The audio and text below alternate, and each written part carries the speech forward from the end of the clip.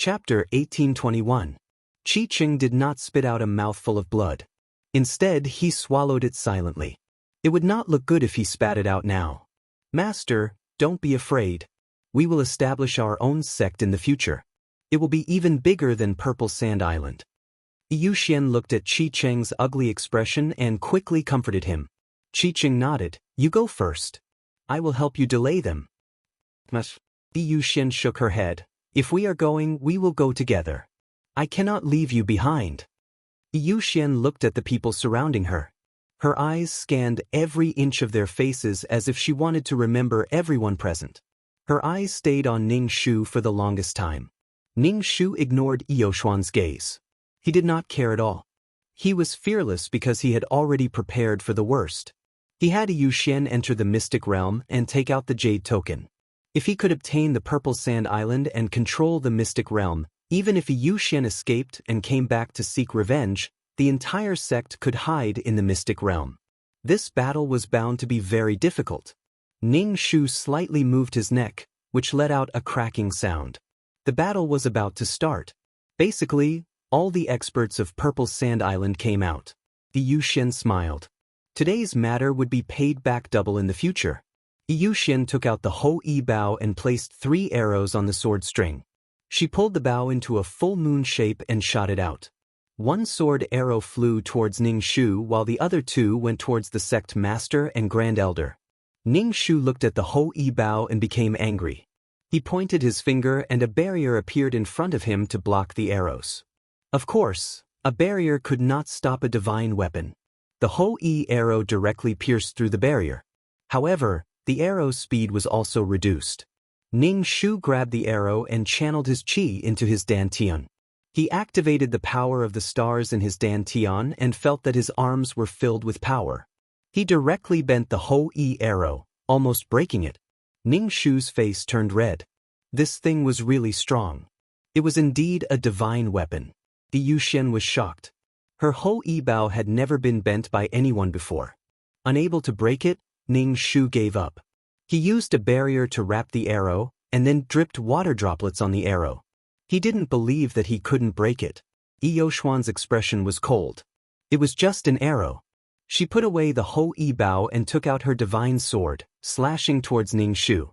This woman was too annoying. He had to kill her. This sect was also very annoying. They were all bandits. The 2 women were entangled in battle. The huge battle chi energy caused the surroundings to become chaotic. The entire Purple Sand Island was slightly trembling. During the fight, Yu Xian had used several divine artifacts in succession, directly suppressing Ning Shu. Seeing this, the others all frowned. Why did such a powerful person come to their sect? Moreover, every time he took out a divine artifact. Now, he could basically confirm Ning Shu's words. This Yu Xian must have inherited an ancient divine Dao sect. She had as many divine artifacts as toys. What a helpless feeling. When an ordinary player faced a super rich player, they weren't even on the same level. Ning Shu was basically being suppressed by Yu Xian. Ning Shu wasn't in a hurry. After all, it wasn't a temporary victory. She wanted to take back the jade tablet. It would be best if she could injure Yu Xian as much as possible. Ning Shu restrained Yu Xian while the other elders surrounded Qi Cheng. Qi Cheng's battle strength was famous in the sect.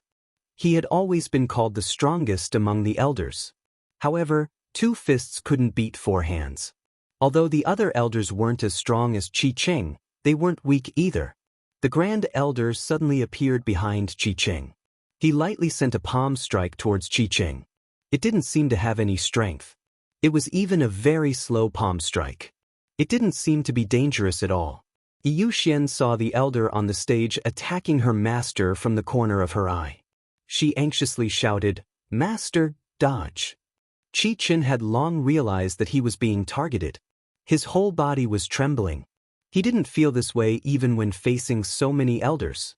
Qi Cheng wanted to dodge, but he felt that his body couldn't move. Then, a huge force slammed into his body. Even his soul was shaken. It was a tearing pain. Qi Cheng spat out a mouthful of blood. His expression dimmed. "Master!" Yoshuan's expression changed. She anxiously wanted to rush towards Qi-Cheng. Ning Shu seized the opportunity. He pointed his finger at Yu Xian, wanting to draw out the blood in her body. Yu Xian felt the blood in her body flowing backwards. She spat out a mouthful of blood. However, this feeling was quickly suppressed by the Senfu. Yu Xian looked at Ning Shu in shock. Ning Shu looked calm on the surface, but he was cursing in his heart. If it was an ordinary person, this method would cause their blood to rush out of their body and cause their body to explode. However, Yu Xian only spat out a mouthful of blood. Ning Shu didn't know whether it was because his power of law was too strong or because the other party was too strong. "Master, are you okay?" Yu Xian endured the discomfort in her body and asked Qi-Cheng. Qi-Cheng touched his chest. His meridians were all twisted. Anyway, he was injured. His internal organs were also injured by the elder's palm. Moreover, there was a metallic taste in his throat. He kept vomiting blood. Qi-Cheng was ultimately not as strong as the Grand Elder. Yu Xian gritted her teeth. Now that both she and her master were injured, they could only retreat strategically. "Hand over the jade token. The treasure belongs to the capable. Now take it out."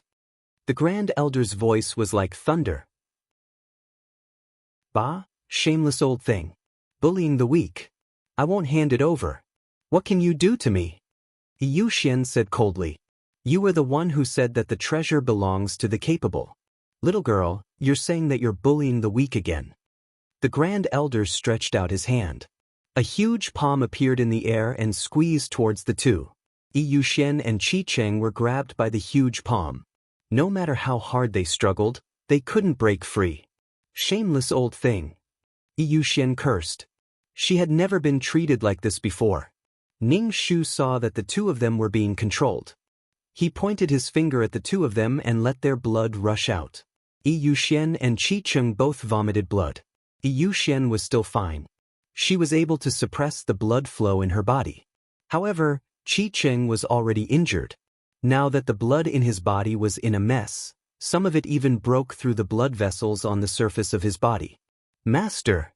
Eoshuan's face was splattered with Qi-Cheng's blood. Looking at the bloody Qi-Cheng, Yu Xian panicked. "I'm fine. Don't worry." Qi-Cheng was a spirit-severing cultivator. Although this method could injure him, it couldn't take his life. It seemed like they were forced into a desperate situation. Yu Xian sneered. "Don't even think about trapping me." Chapter 1822. Yu Xian decided to retreat first. Now that her master was injured, there was no point in continuing the fight. Her master left the Purple Sand Island for her. She could not let down this master-disciple relationship. However, both of them were pinched by a huge hand. It was difficult for them to break through. Ning Shu used another move on the two of them. Qi-Cheng spat out another mouthful of blood. Fresh blood gushed out of his body. His face turned even paler. Ning Shu frowned. It seemed that the law suppression was very strong. Moreover, it was used against a cultivator with many tricks up his sleeve. Qi-Cheng was also someone with a trump card. Yu Xian was furious. "These bandits! Explode!" Yu Xian hardened her heart and exploded her Ho-Yi Bao. The explosion produced a huge force that pushed away the Grand Elder's hand. Yu Xian broke free from the grasp of the hand and flew away with Qi-Cheng. The Grand Elder stretched out his hand and pinned the two of them to the ground. A thick layer of dust rose from the ground. Yu Xian and Qi-Cheng both spat out blood. "Hand over the jade token." The Grand Elder said. The Purple Sand Island could not afford to lose this item. Both sides were here for the resources in the secret realm. No one could say that the other was a bandit. No one was righteous. "Old thing, I won't give it to you." Yu Xian wiped the blood from the corner of her mouth. If she was given more time, she would definitely beat this shameless old thing up. She would retreat first and come back for revenge in the future. Where there's life, there's hope. Ning Shu pointed his finger. This time, he focused on dealing with Qi-Cheng. Since he had already shed all pretense of cordiality, he could only cut the weeds and eliminate the roots. It seemed that the power of law did not have much use. After using it a few times, it still could not kill Qi-Cheng. At most, it could only injure him a little. Cultivators could control their blood vessels, bones, and meridians. It was not like when she used the power of law in a certain world. Cultivators' bodies were too strong. Qi Cheng's internal organs were heavily injured by the violent blood flow. He fainted. Yu Xian had no choice. She gritted her teeth and placed Qi Cheng in the senfu. It would be more convenient for her to run around alone. Moreover, her master was heavily injured and could not take more damage. Her master had betrayed the sect for her. Even if her master knew about the existence of the senfu, it wouldn't matter. Besides, the senfu had already recognized her as its master. Everyone watched as a person suddenly disappeared. Moreover, Qi Cheng was injured and could not teleport at all. The sect master transmitted his voice to the Grand Supreme Elder. Little Jiang said that this person has a senfu, and that he has inherited an ancient divine Dao sect. The Grand Supreme Elder raised his eyebrows. Such a great opportunity? It sounded a little scary. Even if he was a great philanthropist for 10 lifetimes and was blessed with good deeds, he wouldn't have such a great opportunity. Jiang Lass found something some time ago, but she took it away. Of course, this is only her side of the story. Now it seems to be true. The sect leader said to the Grand Elder. The Grand Elder's expression was very solemn. Even if we can't snatch his opportunity today, we must destroy him.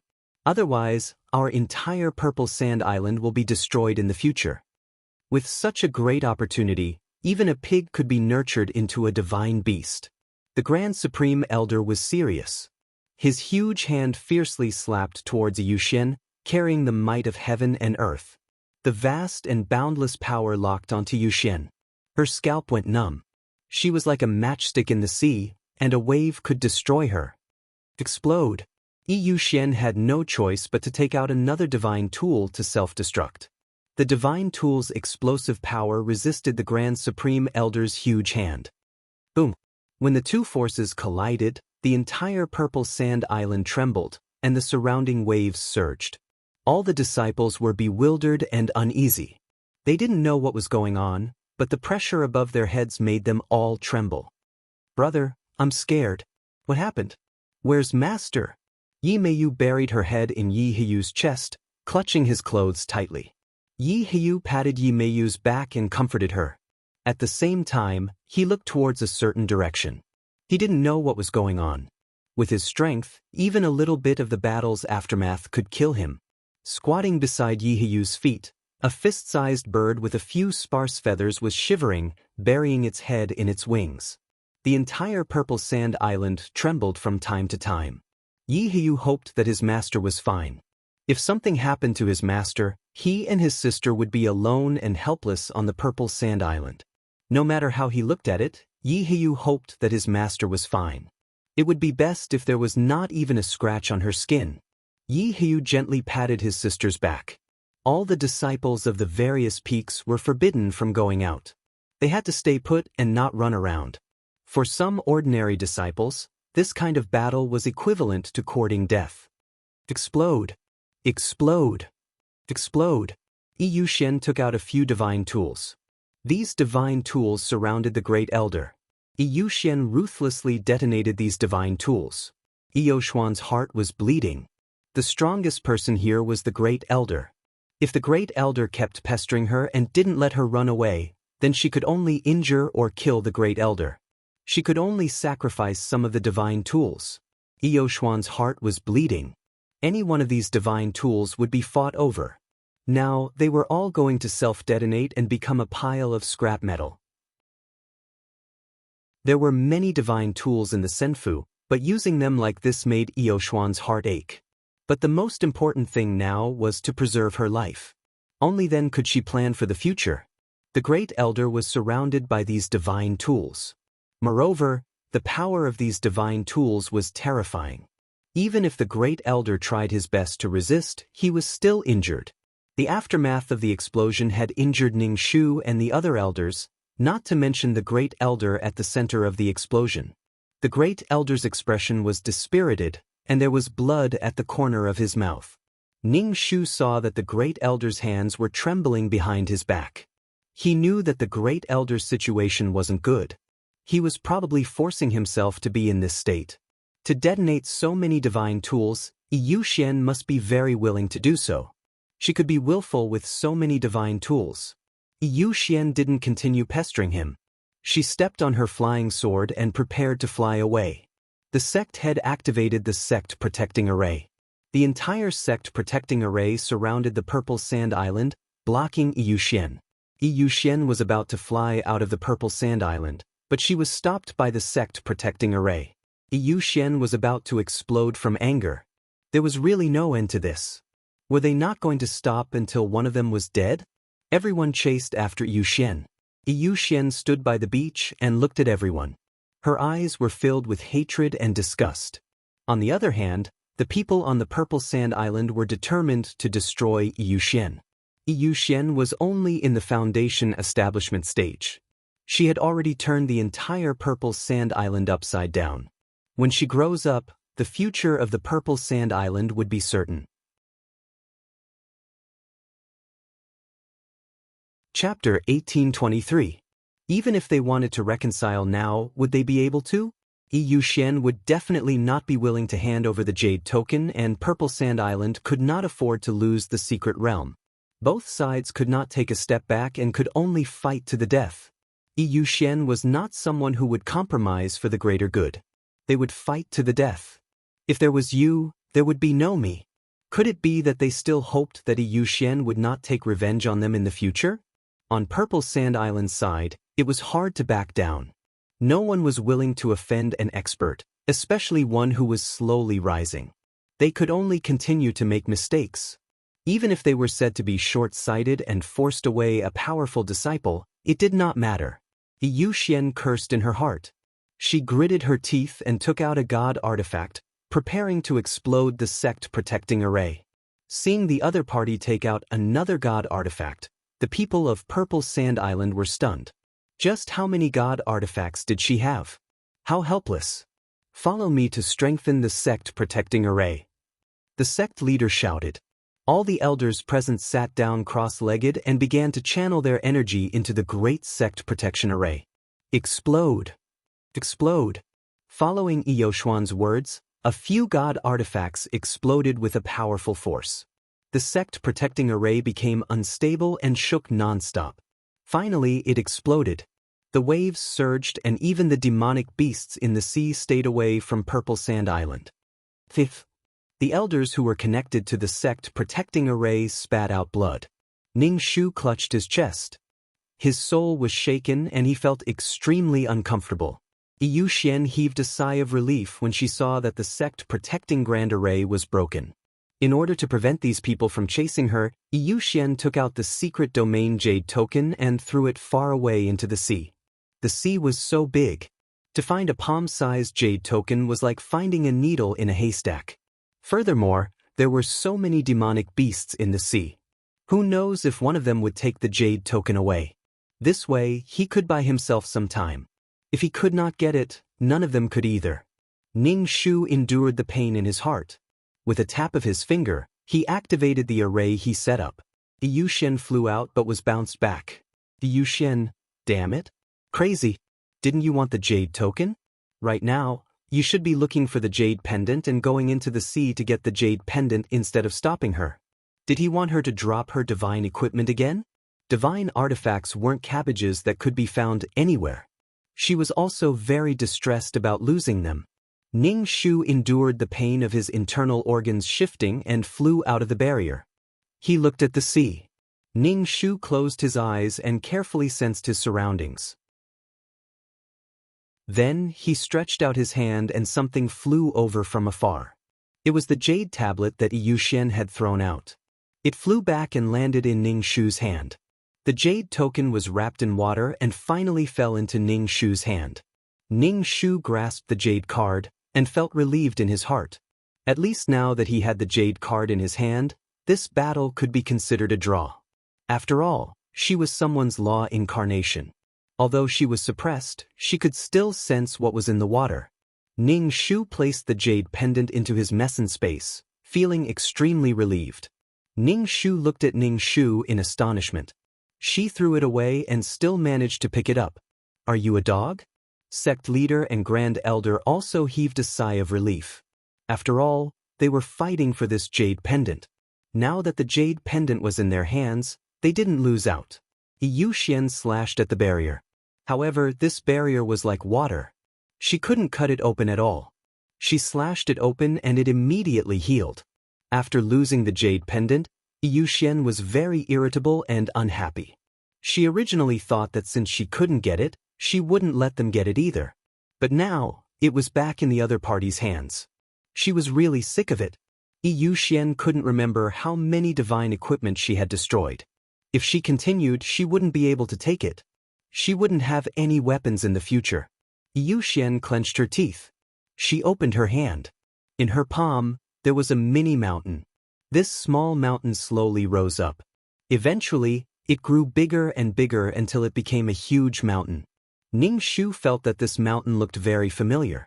This seemed to be Broken Sword Mountain. In the past, Broken Sword Mountain was in half. The top part was cut off by someone. Now, it was a complete Broken Sword Mountain.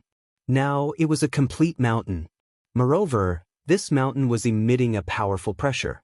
It was as if everything in the world could be suppressed by this mountain. It could change its size at will. Broken Sword Mountain? Sect leader had seen Broken Sword Mountain in the jade letter that Ning Shu gave him. Now that he saw this thing, he had the same reaction as Ning Shu. It looked very familiar. He recognized it almost instantly. Now, it seemed to be a divine equipment. Ning Shu silently looked at Broken Sword Mountain. He didn't expect Yu Xian to be able to repair it. The majestic Broken Sword Mountain slammed into the barrier. Moreover, it was getting bigger and bigger. It covered the sky and the sun. It was about to break the barrier. Everyone's face was numb. Even if Yu Xian took out a sun now, no one would be surprised. Against a person who was covered in equipment, it was really the huge force from the collision between Broken Sword Mountain and the barrier caused the entire Purple Sand Island to tremble. It even sank a little.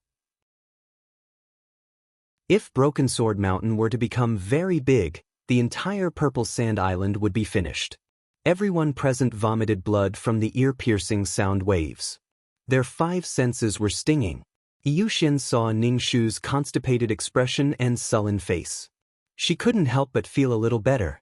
This is not some sword-breaker peak, but the 9 Palace Mountain. It can be big or small, and its power is enormous. It is a divine artifact on the ancient divine artifact ranking. Yu Xian said, some people would not be able to get their hands on treasures even if they were right in front of him. Ning Shu knew that Yu Xian was mocking him. His expression didn't change. Although it was vexing to miss out on treasures, it was fine if he couldn't get it.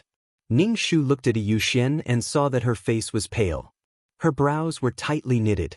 He knew that she couldn't control Broken Sword Mountain as she wished. No, it should be called 9 Palace Mountain now. Since it was a divine equipment on the ancient divine equipment list, it shouldn't be that good. It shouldn't be easy to control. Ning Shu thought of the living souls that entered 9 Palace Mountain. He didn't know what the relationship between the living souls and 9 Palace Mountain was, but he would make use of it. 9 Palace Mountain kept hitting the barrier, causing it to become unstable. Ning Shu added water from the sea to the barrier, hoping that this method could delay the barrier from breaking. Ning Shu formed a seal with his hands and formed a huge golden talisman. Since her soul was in the form of a ghost, she was afraid of this talisman that was specially made to deal with ghosts. The golden talisman hit 9 Palace Mountain. This talisman was like a piece of paper to 9 Palace Mountain. It didn't cause any damage. However, a trace of blood leaked out from the corner of Yu Xuan's mouth. She didn't spit it out. Instead, she swallowed the blood in her mouth. She still couldn't control 9 Palace Mountain well. The main reason was that there were many souls in 9 Palace Mountain. These souls were the biggest obstacle for her to control 9 Palace Mountain. Chapter 1824. Unless she had no other choice, Yu Xian would not take out 9 Palace Mountain. 9 Palace Mountain, as its name suggested, had 9 levels. Each level was a world, and the souls inside were constantly climbing up. 9 Palace Mountain was a training ground used by the ancient Divine Tao sect to train their disciples. The disciples would constantly enter to challenge the levels, and many would enter to seek breakthroughs. But if they did not come out for a long time, they would die inside, and their souls would be trapped inside. Nine Palace Mountain was an incredible god equipment. It was impossible for Yi Yuxian to control Nine Palace Mountain in such a short period of time. Right now, Yi Yuxian was barely able to control Nine Palace Mountain. A spirit energy dragon appeared behind Ningxu's back. It charged towards Nine Palace Mountain without any care. The Nine Palace Mountain trembled, but it continued to crash into the barrier. It was a huge mountain, and it looked extremely heavy. What could they do? Yi Yuxian took out Nine Palace Mountain that she could not control. It meant that she did not have many trump cards left.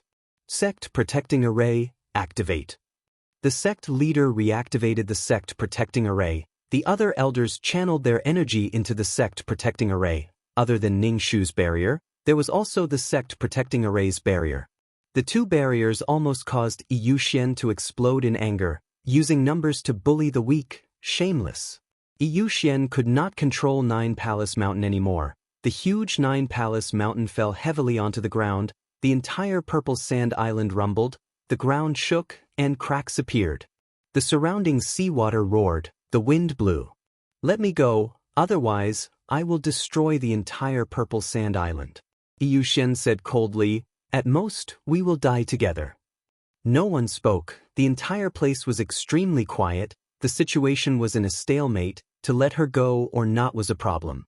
After Yi Yuxian left this time, she would definitely come back to take revenge. The purple sand island would be finished, but if they did not let her go now, the purple sand island would also be finished.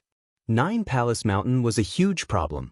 If it became bigger, it would crush the entire purple sand island, and the entire purple sand island would be gone. It was unbearable to offend such an enemy. Yi Yuxian could not control Nine Palace Mountain anymore. She used all her strength to keep Nine Palace Mountain back into the Senfu. Nine Palace Mountain was too complicated. With her current strength, there was no way she could control Nine Palace Mountain. These people were almost forcing her to use all of her trump cards. If she were to admit defeat, what would happen to her master? Her master had left the sect for him. If she were to admit defeat to the sect now, wouldn't that be slapping her master's face? Furthermore, Yi Yuxian's pride did not allow her to submit to the enemy. Seeing Yi Yuxian lift the Nine Palace Mountain, everyone heaved a sigh of relief. They were afraid that the Nine Palace Mountain would crush the purple sand island. It was not that Yi Yuxian did not want to sink the purple sand island, but she could not control it now. She could only keep the purple sand island into the Senfu. What should he do now? With two enchantments around him, he was afraid that she would run away. Some things could be exposed, and some things could not be exposed, such as Senfu. Yi Yuxian was burning with anxiety. How was she going to leave this place? Was she going to drop another divine artifact? But how could she have so many divine artifacts? Every time she self-destructed a divine artifact, her heart would bleed. Even if she had many divine artifacts, she could not waste them like this. It was all because she was too weak now. She could not fully activate the power of the divine artifacts. She could only self-destruct the power of the divine artifacts to destroy the array. If she was in the Golden Core stage, Nascent Soul stage, or even the Spirit Severing stage, then she would be able to fully unleash the power of the divine artifacts. Yi Yuxian did not even dare to think about how many divine artifacts she had self-destructed. The scene was extremely quiet. The Grand Elder suddenly appeared behind Yi Yuxian and sent a palm strike towards her. Yi Yuxian was distracted and did not notice the Grand Elder. She was sent flying by the Grand Elder's palm strike. Her body slammed against the enchantment and was bounced back by the enchantment. She fell to the ground and spat out blood. The Grand Elder's palm strike was not light. If it was an ordinary cultivator, that cultivator would have been turned into a blood mist. However, Yi Yuxian only spat out blood. She was protected by a divine artifact with strong defensive abilities, so she did not suffer much damage. However, her battle robe and divine artifact had dimmed. If not for the fact that he wanted to maintain his dignity as the Grand Elder would have been so shocked that his eyeballs would have fallen to the ground. He could no longer keep up with the times. The juniors nowadays had become so powerful. What would happen to Purple Sand Island in the future? Yoshuan's organs were destroyed. She was injured and could no longer move. It was only because she was weak that she was being suppressed. Once she was strong enough, she would definitely come back for revenge. Ning Shu pointed at Yuxian. If he did not add insult to injury now, when would he do so? The human body was basically made of water. Ning Shu wanted the blood in Yoshuan's body to rush out of her body. Yoshuan's blood vessels ruptured and some blood flowed out. However, it did not cause much damage. The flow of blood would only worsen Yoshuan's injuries by a little. Ning Shu opened his hand and the sword on the ground flew into Ning Shu's hand. Ning Shu raised his sword and stabbed towards Yuxian. Since she was already injured, then he had to get rid of her completely. Should he leave her alive so that she could come back to take revenge on him? Ning Shu did not think that with his current cultivation speed, he would be able to catch up to Yoshuan's speed. What a slut. Seeing that she was injured, he rushed over. Usually he was a coward. Did he really think that he could defeat her just because she was injured? Yuxian looked at Ning Shu with a mocking expression. When Ning Shu stabbed his sword into Yoshuan's chest, he realized that it was just an afterimage. Yuxian had already disappeared. Yuxian entered the Immortal Mansion. The Immortal Mansion turned into a beam of light, rampaging through the barrier, wanting to rush out of the barrier. Every time the Senfu collided with the barrier would become weaker. Ning Shu hurriedly strengthened the barrier. Yuxian was simply like a bug in the system. Now that she was hiding in the Senfu, she was eating spiritual pills like jelly beans. She immediately recovered her health. Ning Shu and the group of elders almost vomited blood in order to strengthen the barrier. They drew out all the spiritual energy in their bodies. Even the Grand Elder, who was injured by the explosion of the god equipment, made a move. Everyone was risking their lives to stay with the Yuxian. Other than being concerned about the future of Purple Sand Island, it was also because they wanted the things in the Senfu. The things left behind by the ancient god sects were definitely good stuff. Yuxian stayed in the Senfu with an anxious expression. She was no longer as valiant and spirited as she was outside. She was very worried that she might not be able to leave this time. If she left this time, she would definitely work harder in her cultivation. No one would be able to hurt her in the future. Ever since she entered the Senfu, Yoshuan's life had always been smooth sailing. This was the first time she had encountered such a situation. She wanted to be strong and become even stronger.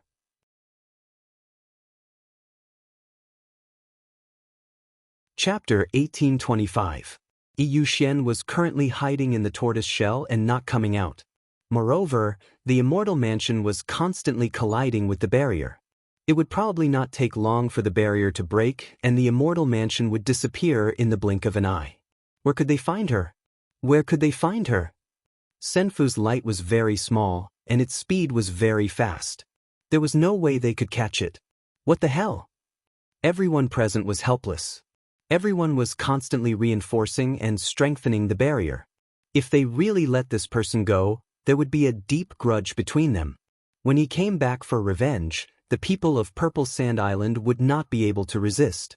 Ning Shu kept adding water to the enchantment, constantly reinforcing it, but it couldn't stop the Immortal Mansion from destroying the enchantment. It was as if he could not change the situation at all. He felt very helpless. Ning Shu released the chi force formed by the astral energy in his body, and compressed the dragon-shaped chi force to a very small size. It was so small that it was like a little loach, and it kept chasing after Senfu, tangling with Senfu. As long as he could wear down Senfu's strength and by time, he would have a higher chance of winning. The two streaks of light intertwined with each other, entangling in various ways. The draconic energy actually swallowed the Immortal Mansion in one gulp. It even seemed to burp, but in the next second, the Immortal Mansion broke out of its body. The chi force chased after Senfu and swallowed Senfu in one gulp. Senfu broke out of the barrier again. Anyway, it looked like it was having fun. Yuxian was burning with anxiety in Senfu. She still had not broken the barrier. Yuxian hit her chest and spat out a mouthful of essence blood on Senfu. Senfu absorbed the essence blood from Yoshuan's heart, and Senfu became stronger. It spun rapidly, and the light became even faster, constantly colliding with the barrier. Ning Shu was about to collapse from exhaustion. The barrier was now as thin as paper under Senfu's attacks. It would probably break after 2 more hits. Ning Shu formed hand seals and continuously strengthened the barrier.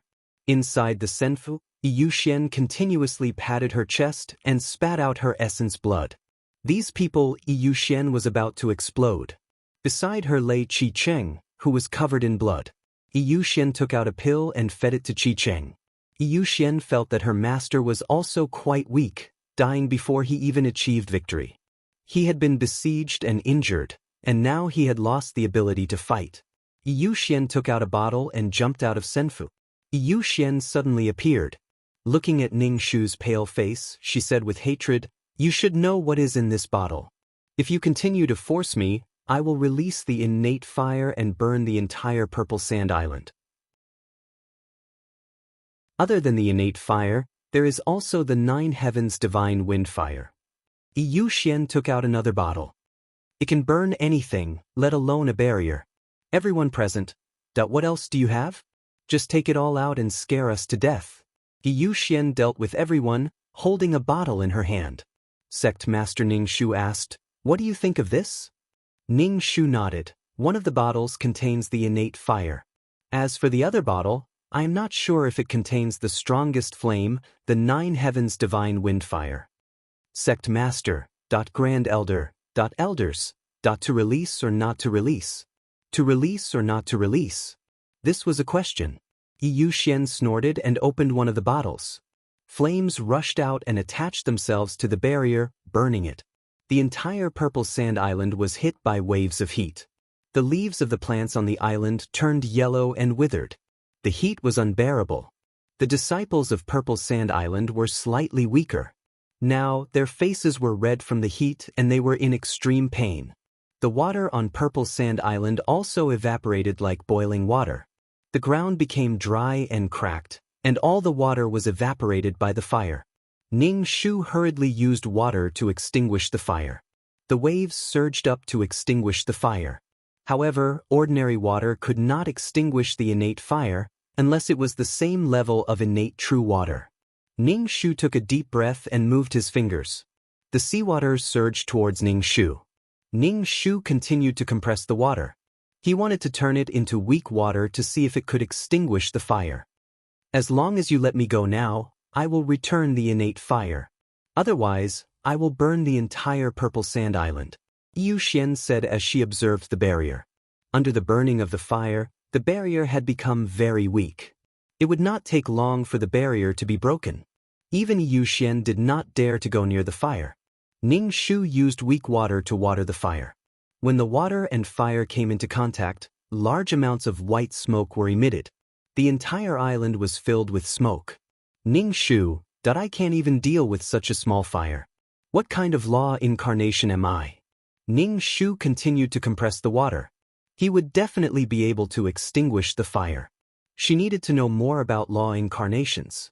Ning Shu continued to use the compressed weak water to strengthen the enchantment, which was much better than using ordinary water to strengthen the enchantment. Yushen, she was crazy. Why did she have to fight to the death with her? Moreover, this woman's strength was beyond her imagination. If even this could not work, Yushen would not be able to find any other trump cards. At most, she would release the 9 heavens divine wind fire to burn everything. Jiang Shuetzi, let's see how much fire you can extinguish. You chose to open another bottle. The thing that came out of this bottle was colorless and odorless. It was like a gust of wind. However, wherever the wind blew, the things there would be annihilated. The 9 heavens divine wind fire could burn anything. Souls, bodies, and even planes. Wherever it blew, there would be nothingness. Fortunately, there was only a trace of the 9 heavens divine wind fire. It was not like a gust of wind. However, when it blew past the barrier, even the connate true fire, which was also a fire, was annihilated and turned into nothingness. Once the fire came out, it broke the barrier. Yushen entered the Senfu and prepared to fly away. She did not even want her Khanate true fire and 9 heavens divine wind fire. The Senfu turned into a beam of light and was about to fly away. Ning Shu cursed in his heart. She could run away like this. Ning Shu pointed his finger. Waves rose and blocked the Senfu. The Senfu pierced through the waves. Ning Shu continued to compress the water. He used the weak water to prop up the barrier. It covered the Senfu's light like a bubble. The light crashed around the barrier.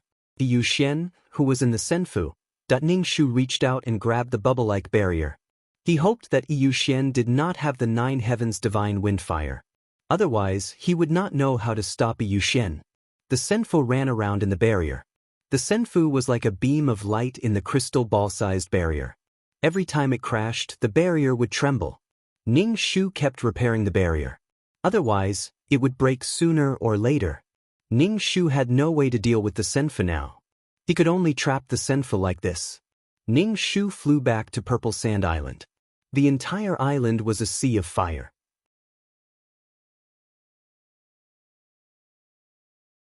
Chapter 1826. If the fire continued like this, the entire Purple Sand Island would be finished. Ning Shu was so tired that he almost fell into the sea, but he still had to keep watering the Purple Sand Island like rain to extinguish the fire.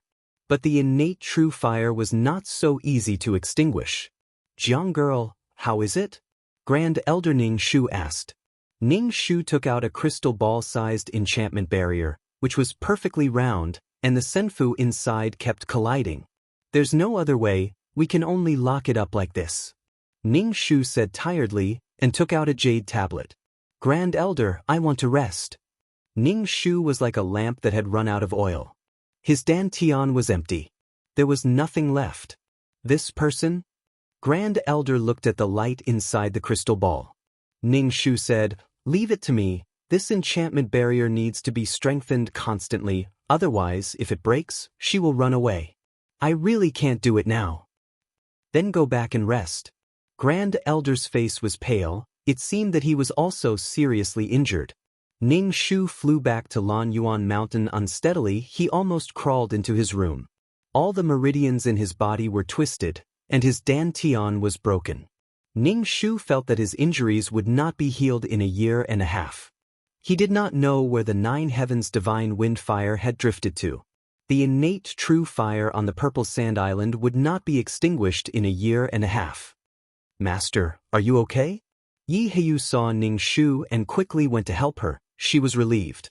Ning Shu returned to his room. Seeing the 2 disciples still surrounding him, he said, "I'm tired, I want to rest, you can go out." "Master, I'll wait for you at the door, call me if there's anything." Yi Heiyu saw Ning Shu's face was ashen. There was no blood on his face. He took out a pill and stuffed it into Ning Shu's mouth. Ning Shu nodded. After the 2 disciples left, Ning Shu reinforced the barrier again. Then he sat down cross-legged and began cultivating. When he was cultivating, it was as painful as if he was being sliced by 1,000 knives in a frying pan. Now, Ning Shu's meridians and dantian were damaged and twisted. The spiritual energy scouring caused his dantian and meridians to be incomparably painful. Ning Shu was in so much pain that beads of blood appeared all over his body. Even if he were to be hacked into pieces, it was still the same. Ning Shu stopped cultivating and took out a pill to consume. He felt his body slightly better. He propped up his chin and looked at the small tea table on the bed and the crystal ball like enchantment. This thing could trap Yu Xian for a while, but he didn't know how long it could last. The scattered light turned into a Senfu. This Senfu was sparkling and translucent like jade. It was pocket-sized and cute in the crystal ball, but it was slowly growing bigger, trying to break through the enchantment. Senfu could be as big as a grain of sand or as big as a mountain. As the Senfu slowly grew bigger, Ning Shu quickly reinforced the enchantment. "Although I can't deal with you now, you have to stay inside." While reinforcing the enchantment, Ning Shu also had to compress the water and transform it into another kind of water. Ning Shu gritted his teeth. Cold sweat rolled down his forehead and his whole body twitched. Damn it, it was really painful. Both sides were going all out. Yu Xian wanted to break through the enchantment, while Ning Shu had to protect the enchantment. He couldn't let Yu Xian escape. Once she escaped, she would be like a bird flying in the sky. She would be doomed in the future. Ning Shu grabbed a handful of pills and stuffed them into his mouth. Damn it, his body was in so much pain. He felt like he was going to explode. Now, the Senfu and the enchantment were in a deadlock. No one could do anything to the other. Ning Shu hurriedly lay down and rested for a while. This battle had already consumed all of his energy and all of his trump cards. If he really couldn't do anything to Yu Xian, his future would be uncertain. Yu Xian anxiously paced back and forth in the Senfu. What should she do now? What method should she use to escape? Jiang Xuetzi, I advise you to let me go. Yaoshuan's voice sounded from the Senfu. It passed through the enchantment and into Ning Shu's ears. Hearing Yaoshuan's exasperated voice, Ning Shu felt that the injuries he suffered were worth it. He wasn't afraid of the enemy's harsh words. He was only afraid of the enemy being too calm. Now that Yu Xian was so anxious, it meant that she didn't have many trump cards. Moreover, she couldn't find a trump card that could allow her to escape the enchantment. She had self-detonated her divine artifact, taken out the 9-palace mountain and set it on fire. Now, even the Senfu was exposed. Yu Xian was no longer mysterious. Now, he was curious about what was in the Senfu. After all, it was a Shinto sect. It must be very big and had many precious items. It would be the best if he could get it. Otherwise, it was fine. Ning Shu's biggest goal was to get rid of Yu Xian. As long as Yu Xian wanted to stay alive, there would be fortuitous encounters wherever she went. Today, it was the Senfu. Tomorrow, there would be something else. Anyway, she had her own treasure detector. Even the treasures had grown legs and were running towards her. I won't let you out. Come out yourself if you can. Ning Shu leaned close to the crystal ball and said loudly. His voice was like thunder when it reached the Senfu. Yu Xian covered her ears. Jiang Xuetzi, don't go too far. Let me out if you can. We can fight one-on-one. Ha! Ning Shu laughed. Do you think I'm stupid? If I let you out, you'll run away. I won't be able to beat you if you want to take revenge on me in the future. Despicable! Yu Xian scolded angrily. You're too naive if you think you can trap me like this. Ning Shu said nonchalantly, I'll trap you for as long as I can. I'm happy to see you trapped. Pervert, you've always been a loser. Do you think that defeating me in this way means that you've won? That you'll be able to repair your Dao heart? Yu Xian sneered. Your Dao heart can never be repaired. You're just taking advantage of me. If you can defeat me fair and square. Ning Shu supported his chin with his hand and looked at the crystal ball. He thought for a while and said, So you know everything. What do I not know? You just want to defeat me to repair your Dao heart. Otherwise, I'll be your nightmare. You won't have peace and your cultivation won't improve. Yu Xian said directly. Ning Shu narrowed his eyes. He finally understood why Yu Xian would defeat the client in one move every time the client improved a little and challenged Yu Xian. Yu Xian did it on purpose so that the client would always be in the shadows. Yu Xian thought that she could defeat Yu Xian after improving. However, Yu Xian defeated her with just one move. Yu Xian felt helpless. Yu Xian felt that she had no hope and could never surpass Yu Xian. Her efforts were useless. Defeating a person, breaking their mind, and turning them into a cripple. It doesn't matter. In any case, I've trapped you like this. The world you can move about in is only the size of the immortal mansion. There's a vast world outside.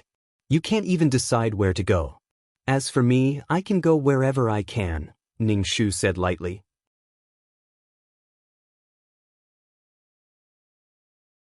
Chapter 1827. Being trapped here by such a woman was simply a disgrace. Yu Xian was so angry that she almost exploded. She controlled the Senfu to charge out of the barrier, but the Senfu turned into a ray of light and charged around the barrier. Ning Shu continued to strengthen the barrier, strengthening the barrier. Just like that, he persisted. Ning Shu couldn't do anything to Yu Xian, and Yu Xian couldn't get out. Yu Xian was angry that she was locked up. She had never encountered such a situation before. She couldn't take it anymore.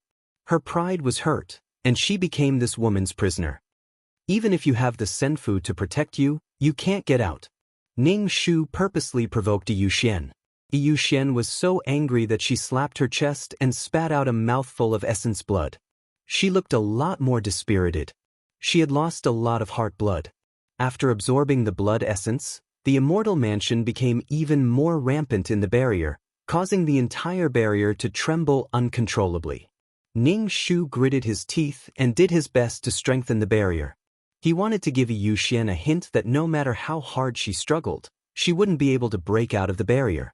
Yu Xuan's expression was dispirited as she sat in the immortal estate. She had temporarily stopped using the immortal estate. She was injured by the Grand Elder earlier, and the spirit qi in her body was gone. Moreover, she had damaged a lot of her heart's blood essence. The Senfu stopped attacking, and Ning Shu let out a long breath. He wiped the cold sweat off his forehead. It wasn't easy for him to hold on until now. Ning Shu took out 2 pills and started to cultivate. If he recovered his strength, he would be able to suppress Yu Xian if she tried anything funny. In the Senfu, Yu Xuan's face turned green. She clutched her chest. She was so angry that she almost went berserk. Qi Cheng, who had been unconscious, woke up. He found himself in a place filled with celestial energy. He looked a little confused. What was this place? Master, you're awake? Yu Xian quickly asked. Qi Cheng saw his disciple and let out a sigh of relief. He asked, what is this place? This is my Senfu. I brought you here because you were injured. Yu Xian gave Qi Cheng a pill and said, we want to find it, but we're trapped inside. The Senfu is surrounded by a barrier, we can't get out. Qi Cheng did not expect such a thing to happen as soon as he woke up from his sleep. He also did not expect that his disciple would have such a fortuitous encounter. Speaking of which, it's all Jiang Xuezi's fault. She's like a madwoman, insisting on stopping me. Yu Xian was about to explode at the mention of Ning Shu. She couldn't control her temper and said angrily, we are now trapped by Jiang Xuezi's barrier. Qi Cheng frowned. Doesn't that mean that we are under Jiang Xuezi's control and can do whatever she wants? Yu Xian shook her head and said proudly, how is that possible? She's underestimating the Senfu's defense. Besides, she wouldn't dare to break the enchantment. If she did, the Senfu would immediately disappear. So she can only lock me up but can't do anything, said Yu Xian. Qi Cheng nodded. So that's the case. Qi Cheng looked around and felt the rich spiritual qi. He said, I see that this place is rich in spiritual qi. Even if we can't get out, we can cultivate first. When we become stronger, we will be able to get out. Even if we can't get out, we can still cultivate while dealing with Jiang Xuezi. Yeah, why didn't I think of that? Yu Xian could not help but clap her hands. She only wanted to escape, but she did not think that even if she couldn't escape, she could still cultivate in the Senfu and become stronger. If they broke the enchantment under Jiang Xuezi's watch, Jiang Xuezi would be very embarrassed. Therefore, the entire Senfu quietened down. Yu Xian was no longer in a hurry to escape. She was so angry at that woman that her brain was in a mess. Now, it was that woman's turn to be frustrated. She could cultivate with all her might with the spiritual qi in the Senfu. When she became stronger, she could come out for revenge. Once she came out, she could destroy the entire Purple Sand Island. She did not even have to run back. It was so convenient. The more Yu Xian thought about it, the happier she felt. You can't do anything to me. I will become stronger and break through the enchantment sooner or later. The people outside had to protect her every day. She was not in any danger at all. Master, you don't have to cultivate Purple Sand Island's techniques anymore. I have divine Dao techniques here, Yu Xian said to Qi Cheng. Qi Cheng nodded. I have already left Purple Sand Island. It is indeed inappropriate for me to cultivate Purple Sand Island's techniques. Yu Xian was generous. She gave her master a powerful divine Dao technique. Divine Dao techniques were used to cultivate the spirit. They were much better and more advanced than immortal cultivation techniques. Qi Cheng could not help but exclaim when he saw such an exquisite technique. He thanked his disciple. It seems like I am taking advantage of you. We are master and disciple.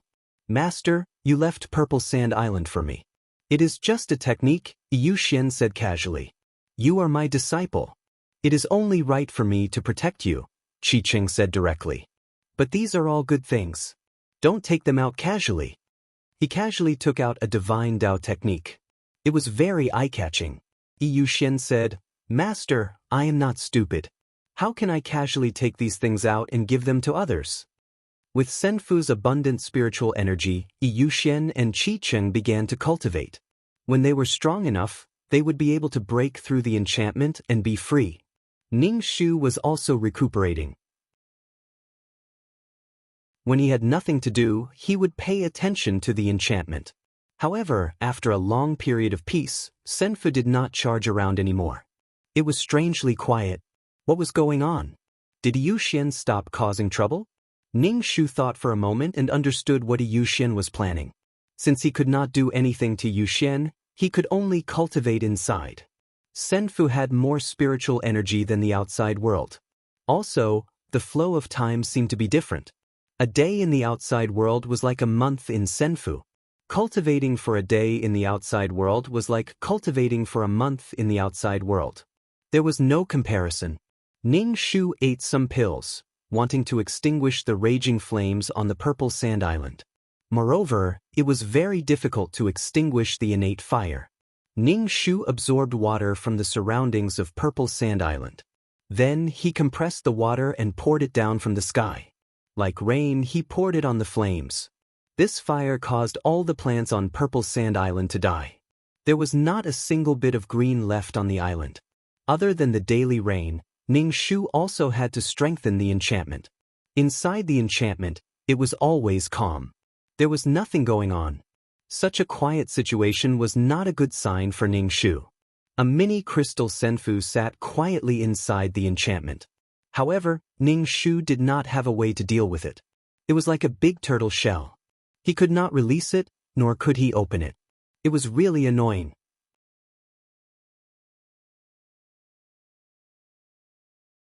Chapter 1828. Ning Shu was thinking about how to open the Senfu. Those two people had been hiding in the Senfu and cultivating hard. Their speed was like sitting on a rocket, especially since the two sides were traveling at different speeds. It couldn't be compared to this. Ning Shu thought about it and poured some water into the crystal ball like enchantment. This water was Ning Shu's compressed weak water. Nothing could float on top of the weak water, even a feather would sink. Ning Shu filled the enchantment with weak water. The Senfu was in the weak water. It didn't seem to have any effect on her. Didn't the Senfu need to breathe? Ning Shu picked up the enchantment crystal ball and said, Qi Qing should be awake. Qi Qing opened his eyes and said, Junior sister, are you happy doing this? Will you be happy? Ning Shu was speechless. Like a bad person wouldn't be happy doing bad things. Why would they do something if they weren't happy? Ning Shu said, I'm happy, very happy. I'm happy to see you guys trapped in there. And you've been kicked out of Purple Sand Island. Don't call me junior sister. Qi Qing paused and said, Junior sister, let's take a step back. You guys have the Jade card. You're doing this because you want to take revenge. That's right. I just want to take revenge.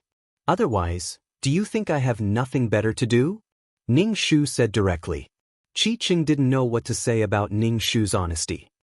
Master, don't talk nonsense with that woman. Yu Xian saw her master talking to Jiang Xuetzi and felt uncomfortable. She stopped the two from talking. Qi Qing nodded and ignored Ning Shu. Master, someone from the main palace wants you to go to the main palace. Yi Heyu's voice sounded outside the door. Ning Shu put the crystal ball enchantment into the spatial ring and opened the door. Yi Heyu asked Ning Shu, Master, are your injuries better? Not yet. He's seriously injured and will probably need some time to recuperate. Ning Shu said as he saw a small bird beside Yi Heyu's feet. This bird had fluffy feathers, but the feathers were a bit ugly and sparse. Ning Shu wondered if he had misjudged it. This guy was not a Luan at all. Although the Luan bird couldn't be compared to the phoenix, it was still considered a divine bird. This ugly appearance, what part of it looked like a divine bird? However, perhaps it was because Ugly Duckling had grown up to be good-looking. Ning Shu said to Yi Heyu, Feed it some spirit fruits. It looks so skinny. Master, your disciple has fed it every day. It eats a lot, but it doesn't grow any meat. Yi Hengyun said helplessly. After his younger sister despised this bird, his master also despised this bird. At the very least, you have to work harder. Ning Shu flew to the main palace. There was a group of elders and the sect master in the main palace. When they saw Ning Shu arrive, they all greeted Ning Shu. Ning Shu returned the greeting, then asked the sect master, "Did something happen? I called you here to discuss this jade pendant. Now that the jade pendant is in our hands, we know a little about the situation in the mystic realm," the sect master said slowly.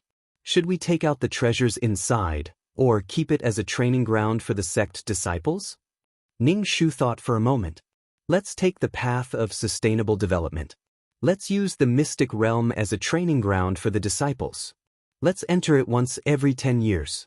In the past, even without the mystic realm, our Purple Sand Island survived. There's no reason why we can't survive now that there's a mystic realm.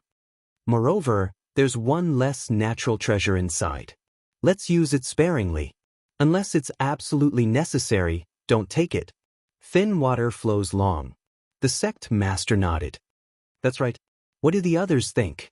The elders looked at each other, some of them disagreeing, saying that there were some precious things inside, rare heavenly treasures that should be moved to the sect's collection. Otherwise, they would be ruined by the beasts in the mystic realm. Some agreed that everything should remain the same. If something happened to the Purple Sand Island in the future, they could still move it to the mystic realm. The mystic realm could be used as a base for the rear. They should not destroy it. Moreover, the fire on the Purple Sand Island was still burning. Who knew when something would happen to the Purple Sand Island? Since the two sides could not come to an agreement, the sect master asked the Grand Elder, who was resting with his eyes closed, "Grand Elder, what do you think?" The Grand Elder opened his eyes and said directly, "Don't forget, there's still a person who forced our Purple Sand Island to this point. She's not dead yet. No one can do anything to her." Everyone looked at Ning Shu. "Is there no other way?" "There's no other way. Moreover, there are all kinds of cultivation resources in the Senfu. We can only trap them for a while. We don't know when they'll come out." Ning Shu shook his head. No one was in the mood to fight for the treasures in the mystic realm. There was a powerful enemy. That enemy would definitely seek revenge in the future. "We'll listen to the sect master and the Grand Elder," everyone said. Ning Shu walked out of the main hall and said to the alchemist, "Old Duan, the fire burning by the sea is Xiantian true fire. It's the best for alchemy." Old Duan sighed. "I've tried to get some Xiantian true fire, but I don't have a matching alchemy furnace. Ordinary alchemy furnaces would be directly burned by the Xiantian true fire. I can't help you with this. I'll have to look for a good alchemy furnace for you next time." Ning Shu shook his head. Old Duan gave Ning Shu a bottle of pills. Ning Shu opened it. The fragrance of the pills filled the air. Smelling it, he could feel a cooling smell.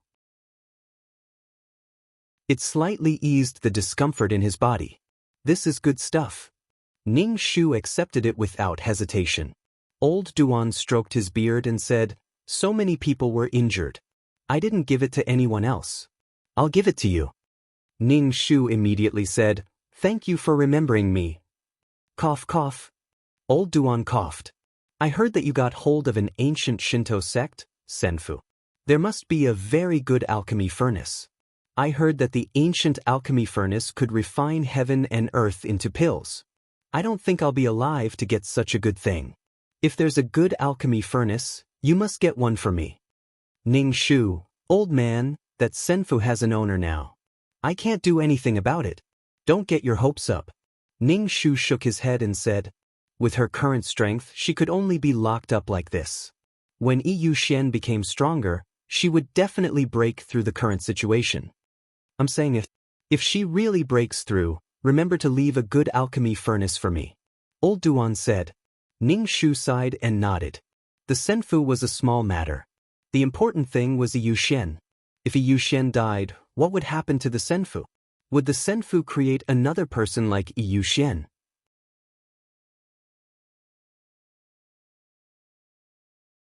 Chapter 1829. Ning Shu placed her hand on the enchantment, and the water in the enchantment began to boil, bubbling and bubbling. The water had already boiled. The surroundings of the immortal residence kept on bubbling. The turtle is being boiled in water. The entire crystal ball became extremely hot. The temperature of the weak water inside was very high. Although it could not do anything to Senfu, it was very satisfying to boil it like this. You're looking down on the immortal mansion too much. Do you think this kind of temperature can do anything to the immortal mansion? We can't feel anything inside the immortal mansion, Yu Xian said coldly. Even if the immortal mansion was submerged in lava, it would still be fine. Even if it was struck by lightning or gales, it would not be affected in the slightest. Ning Shu smiled and said, "What's the problem? I like to see turtles boiled in water. Besides, this is weak water, not ordinary water.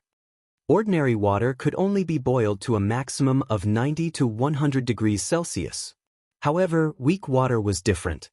The weight of this water was different from ordinary water, and its temperature was different." Yu Xian was not scared. She sneered and said, "Child's play. We had no choice but to do this. Aren't you ashamed? We will only know if it is effective after we try. If 1 month is not enough, we will boil it for 2 months. If 2 months is not enough, we will boil it for 4 months." Ning Shu said with a smile. He did not seem to be in a hurry. Yu Xian sneered and said, "Jiang Shuetzi, 1 month, 2 months, for months? Do you know how long we have been in there? Are you retarded?" If they were really locked up for that long, with her strength, she would not be able to break the barrier in half an hour.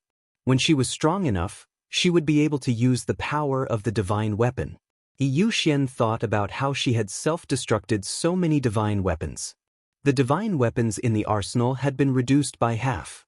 Yu Xian decided to come out and destroy the entire Purple Sand Island. Ning Shu pointed at the weak water and added some water to it. Then he continued to boil it. Ning Shu used his divine sense to invade the enchantment. He felt that his divine sense was very hot, and it seemed to have been scalded. Ning Shu retracted his spiritual sense. The temperature of the weak water was really high, but it seemed to have no effect on the sparkling and translucent crystal Senfu.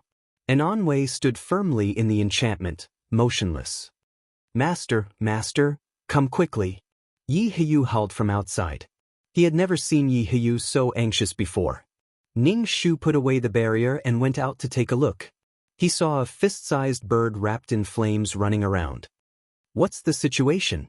Ning Shu's rain fell on the fleeing birds. The water and fire sizzled, but the fire was not extinguished yet. The birds cried out mournfully. After drenching the bird twice, the flames on the bird's body were finally drenched. The bird's body was completely black, and the sparse feathers on its body were all gone. Furthermore, there seemed to be a smell of roasted meat coming from it. What happened? Ning Shu asked Yi Heyu. Yi Heyu fed the weak bird some pills and said, "It ran to the beach. There's a fire there, so it got infected." Ning Shu looked at the uglier bird. "If you want to imitate the phoenix, you need to see your strength. With your current weak appearance, the innate true fire can directly burn you to death." The bird weakly cried out to Ning Shu, then its head tilted and it fainted. "Master, is the clown okay?" Yi Meiyu saw that the bird was not moving and was immediately frightened. "It's probably roasted," Ning Shu said. "Master!" Yi Meiyu was stunned. Although she usually said that the bird was ugly, she never thought that it would die. "Sister, it's not dead. Master is just teasing you. It's still alive." Yi Heyu was more mature. When she saw the bird's chest rising and falling, she knew that it was not dead. "Master!" Yi Meiyu stomped her feet, turned around and ran away. Ning Shu looked at the bird. "Don't apply any medicine to it. It might have done it on purpose." Yi Heyu looked hesitant, but still asked, "Are you really not going to apply medicine to it? What if something happens? Even an ant wants to live. It's not stupid. It deliberately got infected by the fire. In the future, if it gets infected by the fire, you should stay away from it. Its body has a certain tolerance for fire, but you can't." Ning Shu said. "Master, why did the clown do that?" Yi Heyu asked. It's for the sake of becoming stronger. Don't worry about it. If it can't handle it, it will run to me. Let her put out the fire. Ning Shu was just saying, but he did not expect that once the bird recovered, it would run to Ning Shu's yard and cause trouble again with a few loose feathers on its body. Then, a ball of fire ran to Ning Shu's yard and chirped at him. Ning Shu was speechless. Ning Shu deliberately prolonged the burning time. When the bird was about to die, he put out the fire. The black bird without feathers looked even uglier. Yi Hiyu carried the bird away. She had never seen a bird that was so suicidal. After that, the feathers on the bird's body became much prettier. However, it did not grow taller. It was always the size of an adult man's fist. If it had no feathers, it would be even smaller. It did not have much flesh. However, the bird's tolerance for fire was much stronger. It was fine even after the fire burned on its body for a long time. The only benefit of the innate true fire now was that it could strengthen the bird's body. This bird might be a swan or a phoenix. Who could say for sure? When he had nothing to do, Ning Shu would check on the progress of his two disciples' cultivation. Yi Hiyu's progress was steady and solid. However, Yi Meiyu was not so serious. Yi Meiyu was only 7 or 8 years old. She was at the age where she played around. Her pursuit of strength was very vague. There was some spiritual energy in her dantian. She had not even formed her qi jin. Her brother was about to build his foundation. Ning Shu silently looked at Yi Meiyu. Yi Meiyu's 2 little fingers were tangled together. She said in a low voice, "Master, I will definitely work hard." "Do you still want to be a beauty? Do you still want to be the #1 beauty in the cultivation world?" Ning Shu said, "According to your current cultivation speed, you won't be able to become a beauty even in 100 years. I will definitely work hard." Yi Meiyu quickly said. Ning Shu waved his hand to let Yi Meiyu leave. Then he said to Yi Hiyu, "If anything happens to the Purple Sand Island, you take your sister and leave." "Is it still because of Yushen?" Yi Hiyu asked. "Isn't she already trapped by you?" "I don't know how long I can trap her. When she comes out, our Purple Sand Island will be finished. At that time, you and the others will hide in the secret realm. When Yushen comes out, she will definitely take revenge. The entire Purple Sand Island may be sunk." "Master, is there no way to deal with it?" Yi Hiyu asked. "I will think of another way." She was up against the foundation of a Shinto sect. An individual's strength was like a mayfly trying to shake a tree. Even the weak water boiling was useless against the senfu. Ning Shu pointed at the crystal ball. The boiling weak water slowly turned into ice and froze the senfu. "I will boil and freeze and boil again. Even if I can't do anything to you, I will be happy." "Jiang Shuetzi, are you crazy?" Yushin roared.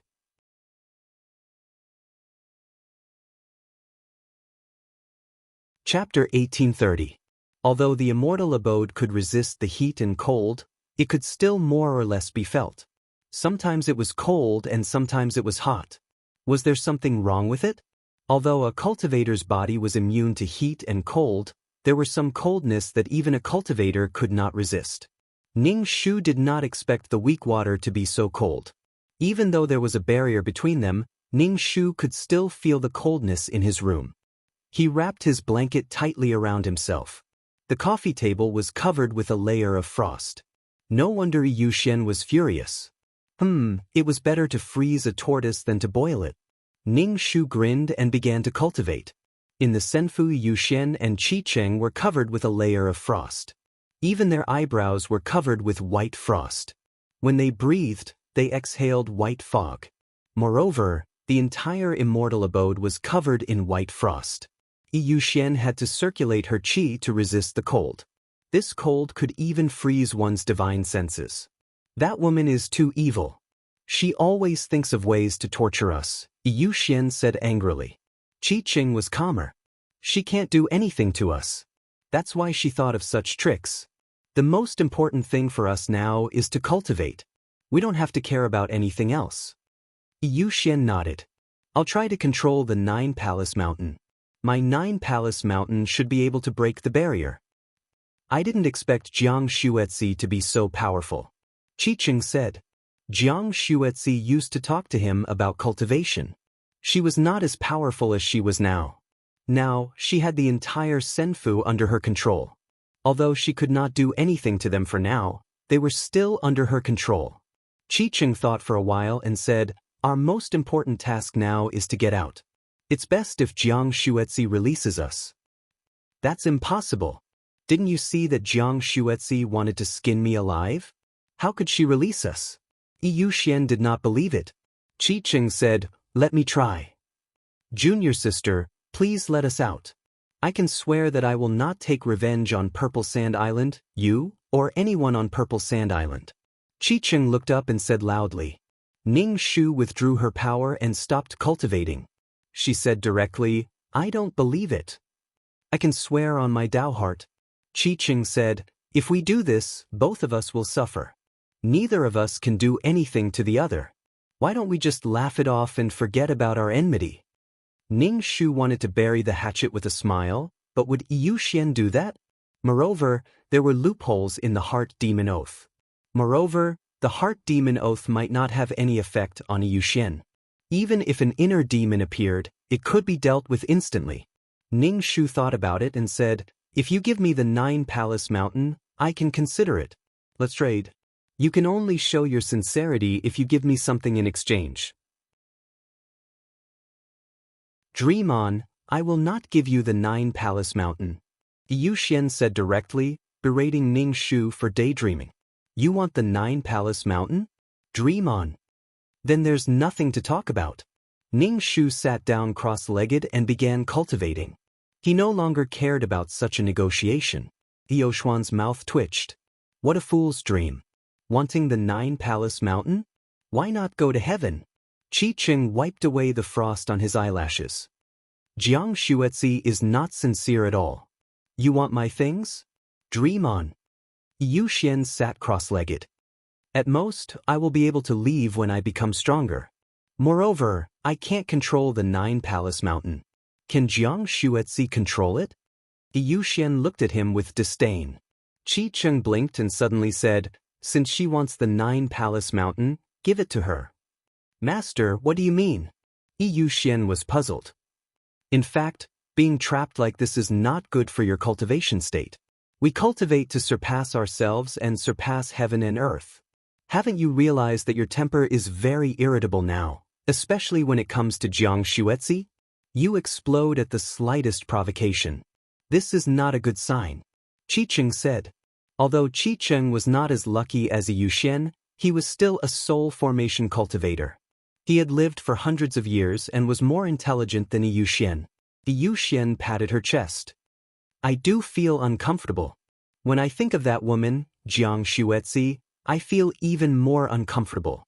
Jiang Xuetzi has developed inner demons because of you. As you are locked up for a long time, you may develop inner demons for her too. It is not worth it." Qiqing knew that his disciple was a proud person. Now that she was locked up, it was possible that her mental state would be damaged. Some people could train their mental state, but some people could not. What is mine is mine. If I give it to Jiang Xuetzi, I will really develop inner demons. Her things were hers. What did it mean to give it to someone else? Think about it. Now that you have given it to her and she has just gotten it, you snatched it away the moment you came out. The most painful thing is not to not get what you want, but to lose what you have, Qiqing said mildly. Yu Xian felt much better after hearing Qiqing's words. She said loudly, "I agree to give you the 9 Palace Mountain." Ning Shu was a little surprised that Yu Xian was willing to give it to him. How was that possible? Even if the thing was in her hands, she would not give it to him. "Okay," Ning Shu said, "but you have to swear an inner demon oath. Once you get the thing, you will release the seal and let us go," Yu Xian said. Ning Shu said, "Then I have to get the thing and verify its authenticity." "Swear." Yu Xian did not give in. Ning Shu raised his hand and swore. "I, Jiang Xuetzi, swear that once I get the thing, I will let the two of you go." Yu Xian heard Ning Shu swear. She thought carefully to see if there were any loopholes and took out the 9 Palace Mountain. Yu Xian opened her hand and there was a mini mountain in her palm. The 9-palace mountain slowly floated out of the senfu. Ning Shu reached into the seal and grabbed the 9-palace mountain. The 9-palace mountain was very, very heavy. Ning Shu took it out with difficulty. After taking the 9-palace mountain, Ning Shu strengthened the seal.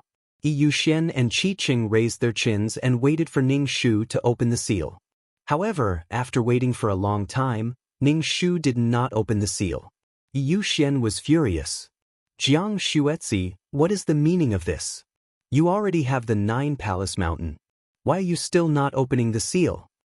It's not impossible to open the barrier, but you have to swear that you won't take revenge on anyone on Purple Sand Island. You won't take revenge on Purple Sand Island. Ning Shu said indifferently, looking at the 9-palace mountain in her hand. It was so small. Yu Xian was tongue-tied. You are cheating. Aren't you afraid that your inner demon will act up? Ning Shu said calmly, I will definitely let you go, but not now. You are shameless. Yu Xian was furious. Qi Qing comforted her.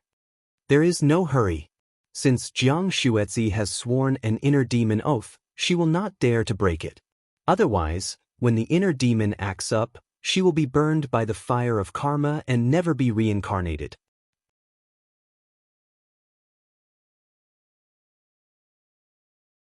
Chapter 1831. Although she said that Eoshuan's heart was still filled with anger. If this went on, she would really have a heart demon. Ning Shu had been studying the 9-palace mountain. There were 9 levels in the 9-palace mountain, but he did not know how to enter. Moreover, he did not know how many souls were inside, and there were even living people. Ning Shu flew to the main hall and said to the sect master, I might have found a way to deal with the senfu. The sect master was surprised. What way? I can only try my best. Ning Shu decided to get rid of the senfu completely in public. If he did it secretly, these people would ask for the senfu back and accuse him of hiding things from the senfu. Many elders rushed over after hearing the news. If he really got rid of the senfu, he might be able to get some benefits from it. After all, it was an ancient Shinto sect, pills, techniques, and spirit stones. Ning Shu took out the exorcism cinnabar brush and drew talismans on the 9-palace mountain. At the same time, Ning Shu chanted the rebirth scripture. Ning Shu wanted the 9-palace mountain because he had an idea. It would depend on whether this idea could be realized. If it was realized, he would be able to get rid of these 2 people. Ning Shu stood in the courtyard. The 9-palace mountain grew bigger and bigger until it stood in front of Ning Shu. The entire 9-palace mountain was surrounded by black gas. Souls were coming out. Ning Shu chanted the rebirth scripture even louder. Ning Shu's soul rushed over. Ning Shu's expression was solemn as he chanted the rebirth scripture. A black hole slowly appeared in the courtyard. This black hole should be a place to store souls. Souls would instinctively float towards the black hole. Ning Shu had seen this kind of black hole before. The black hole had only appeared for a short period of time, and now it was slowly closing. Ning Shu took out a crystal ball-sized enchantment and directly threw the entire crystal ball, along with the immortal mansion within the enchantment, into the black hole. The black hole slowly closed. The surroundings were silent as if nothing had happened. Ning Shu shrank 9-palace mountain and put it away. Although he did not know what the black hole was, he knew that he would not be able to come out after entering it. Fortunately, the plan had succeeded. Some of the 9-palace mountain souls had also entered the black hole. Ning Shu felt that the entire 9-palace mountain had become lighter. Ning Shu spat out a mouthful of black blood, looking extremely exhausted. Now that she had let the 2 of them leave, it was none of her business where they were placed. He had no choice but to hide in his turtle shell all day long. However, Ning Shu was very curious. What was in that black hole? Was it the world of samsara? There was life and death. If the constructed world was to become a real world with living beings, then the world of samsara was indispensable. In other words, in order to construct a world, he had to construct 2 worlds. Is that so? The sect leader was a little confused. Yeah, that's it. Everyone was still hoping to get something good. Now that they had thrown the things into a black hole that came out of nowhere, there was nothing left. You have to be alive to get the things. I have no way to deal with it and could only think of such a method. Moreover, Eoshuan's luck is very strong. She will definitely become an expert. When the time comes, whatever she takes, she will have to pay back double. Ning Shu said coldly. Old man Duan sighed, mourning his pill furnace. Although everyone had their opinions when they thought about how Yushen almost caused the entire Purple Sand Island to collapse, they could only take it that they did not have the luck. Ning Shu returned to his own mountain and closed the door. He laid on his bed to rest. He felt that his entire body was drained, like his body had been hollowed out. This period of time was really fucking tiring. Ning Shu slept for a few days. The world of the black hole was black and gray. There was no blue sky, no clear spring water, no green plants. There was only endless sand and weird-looking black plants.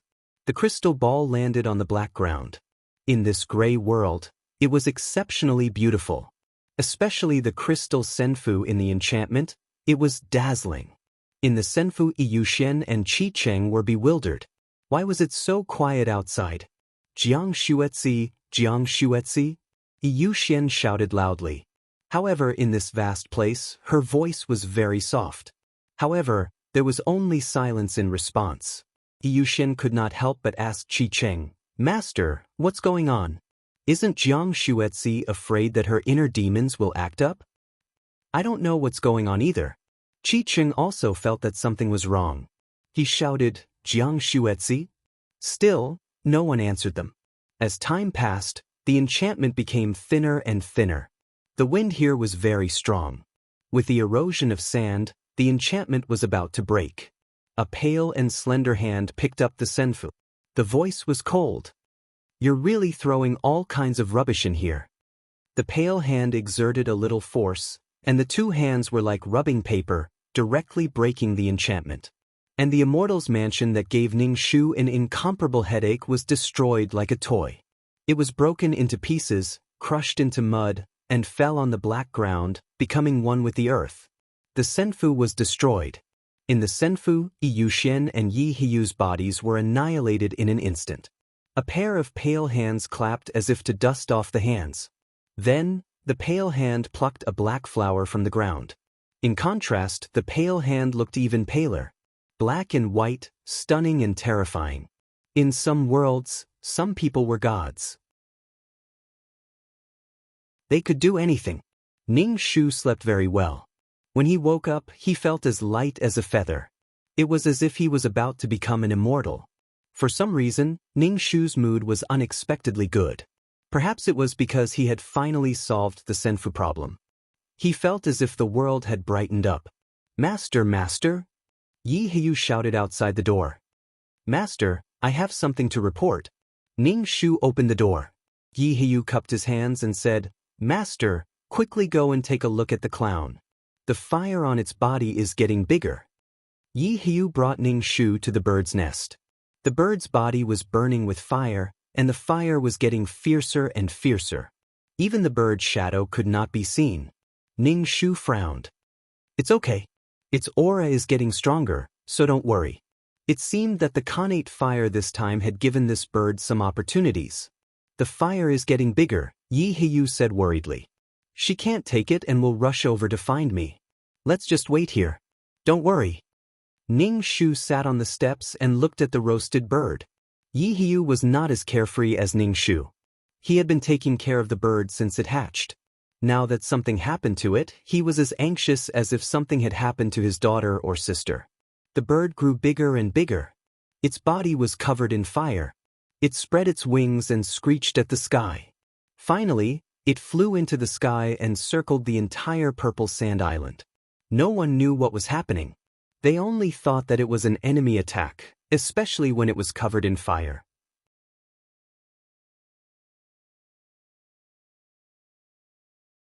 Chapter 1832. Currently, the people of Purple Sand Island were most afraid of fire. They would tremble when they saw anything related to fire. The fire bird flying in the sky gradually disappeared and turned into a beautiful bird. It was the image of a phoenix. It had the head of a snake and the tail of a fish. It had the back of a turtle and the jaw of a swallow and the beak of a chicken. It was a phoenix. The bird flew in front of Yi Hiyu and offered its head to Yi Hiyu's face. It cried out in a low voice. The phoenix's cry was like a flute and the sound was like a drum. Countless seabirds flew towards Purple Sand Island as if they were worshipping the newly born phoenix. The bird grabbed Yi Hiyu's clothes with its beak and threw him onto its back. It then flew into the sky with Yi Hiyu on its back. Countless birds followed behind it. Yi Hiyu stood on the bird's back. The strong wind blew and she couldn't help but laugh. Such a beautiful bird attracted many people's attention. Ning Shu sent a message to Yi Hiyu. That's enough. It hasn't grown up yet. This is only temporary. Yi Hiyu patted the phoenix's back and it flew down. But when it landed, it turned back into its previous appearance. There were only a few sparse feathers on its body. It was the size of a fist. It was smaller than a chicken. Yi Hiyu was speechless. The difference was too big. She couldn't bear to look at it. Ning Shu said, she should be slowly getting used to the innate true fire. Take good care of her. Who knows when she will completely transform into a phoenix? I understand. Yi Hiyu saw that Ning Shu was relaxed and asked, Master, did something good happen? Isn't this a good thing? Ning Shu smiled. Yi Hiyu looked at Ning Shu and lowered her head. Master, something is different. Of course, it wasn't the same. The biggest problem had been solved, and she felt relieved. Her mission was finally completed.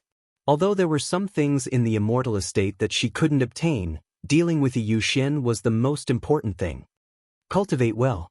The phoenix is just an external force. Ning Shu looked relaxed. During this time, I plan to go out and train. Master, will you take me? Yi Hiyu asked. Why would I bring you along? I don't even know where I'm going, so I'm just walking around. I don't have an exact destination. Ning Shu wanted to walk around and see if he could find the source of the world. When he left, he would also pick up a sect mission. Master, this disciple would also like to see the world, Yi Hiyu said. You have plenty of time. Don't worry. If you leave, who will take care of the birds? Ning Shu said. Yi Hiyu could only cup his hands and say, Master, please be careful. I will wait for your return. Ning Shu nodded and quickly packed his luggage. He also accepted a sect mission and left. As they strolled around, Ning Shu told 2333 to pay attention to their surroundings to see if there were any world origin around. Occasionally, Ning Shu would have to act as a doctor. If there were children who were about to give birth or were sick, he would give them a hand. If there were children with immortal foundation, Ning Shu would also bring them along. Occasionally, he would find some precious treasures of heaven and earth. However, what Ning Shu needed was the world origin, not any treasures of heaven and earth. Could it be that he couldn't find the world origin in this world? What a scam! Ning Shu couldn't remember how long it had been since he last found the world origin. He felt that it was getting harder and harder to find the world origin. Now that he thought about it, he had found 4. There were still 3 more, especially light and darkness. Where could they go? There weren't many world origins circulating on the market. Mission complete. Do you want to leave the mission world? 2333's voice sounded in Ning Shu's mind. Ning Shu nodded. Let's go. Since he couldn't find the world origin, maybe the next world would have it. Even if the next world didn't have it, there were still billions of planes. Ning Shu could only comfort himself like this. Back in the system space, Ning Shu lit some agarwood and began to absorb the pure soul power. He hoped that there would be more soul power this time.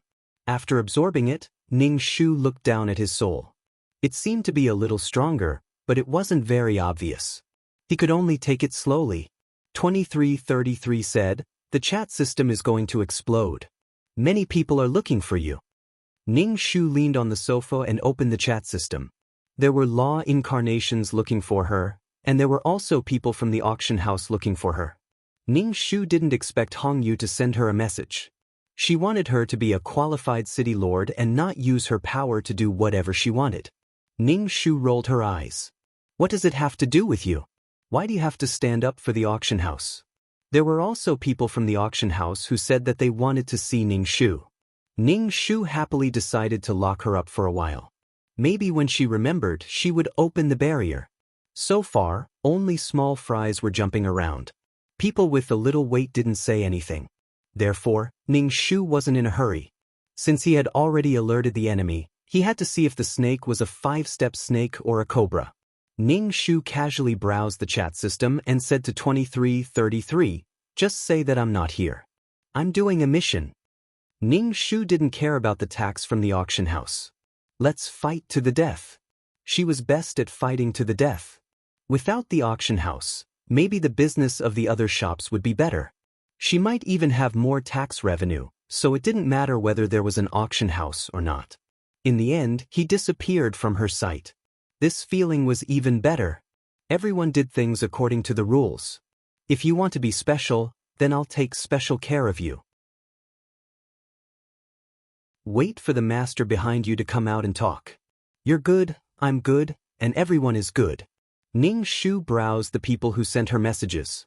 In addition to Hongyu, there were some people who advised her not to go too far. There was someone behind the auction house. Ning Shu turned off the chat system. She was too lazy to pay attention to it. Now that things had come to this, she couldn't let go of her strong start and weak finish. Where was she going to put her face as the city lord? She couldn't do something like slapping herself in the face. She already said that she had someone behind her. Wasn't it a little too easy to scare her? In the future, she could reduce the tax revenue of the shops whenever she wanted. Everyone said that they had someone behind them. She could give them as much as she wanted. That would be the real deal. She didn't want to leave. Ning Shu glanced around and saw a mini mountain on the coffee table in front of the sofa. This small mountain looks a little familiar. Isn't this 9 Palace Mountain? When did it come here? You brought it back? Ning Shu asked 2333. 2333 said, "This 9 Palace Mountain has 9 worlds. It's a good treasure that can form worlds." Ning Shu nodded. There should be a lot of souls in here. As Ning Shu spoke, she felt a strong suction force from the black hole on the wall. It was as if it was going to suck her in. Ning Shu's face was expressionless. It's messing up again. It seems to want to devour the 9 Palace Mountain. 2333 said. Ning Shu didn't even think and threw the 9 Palace Mountain into the black hole.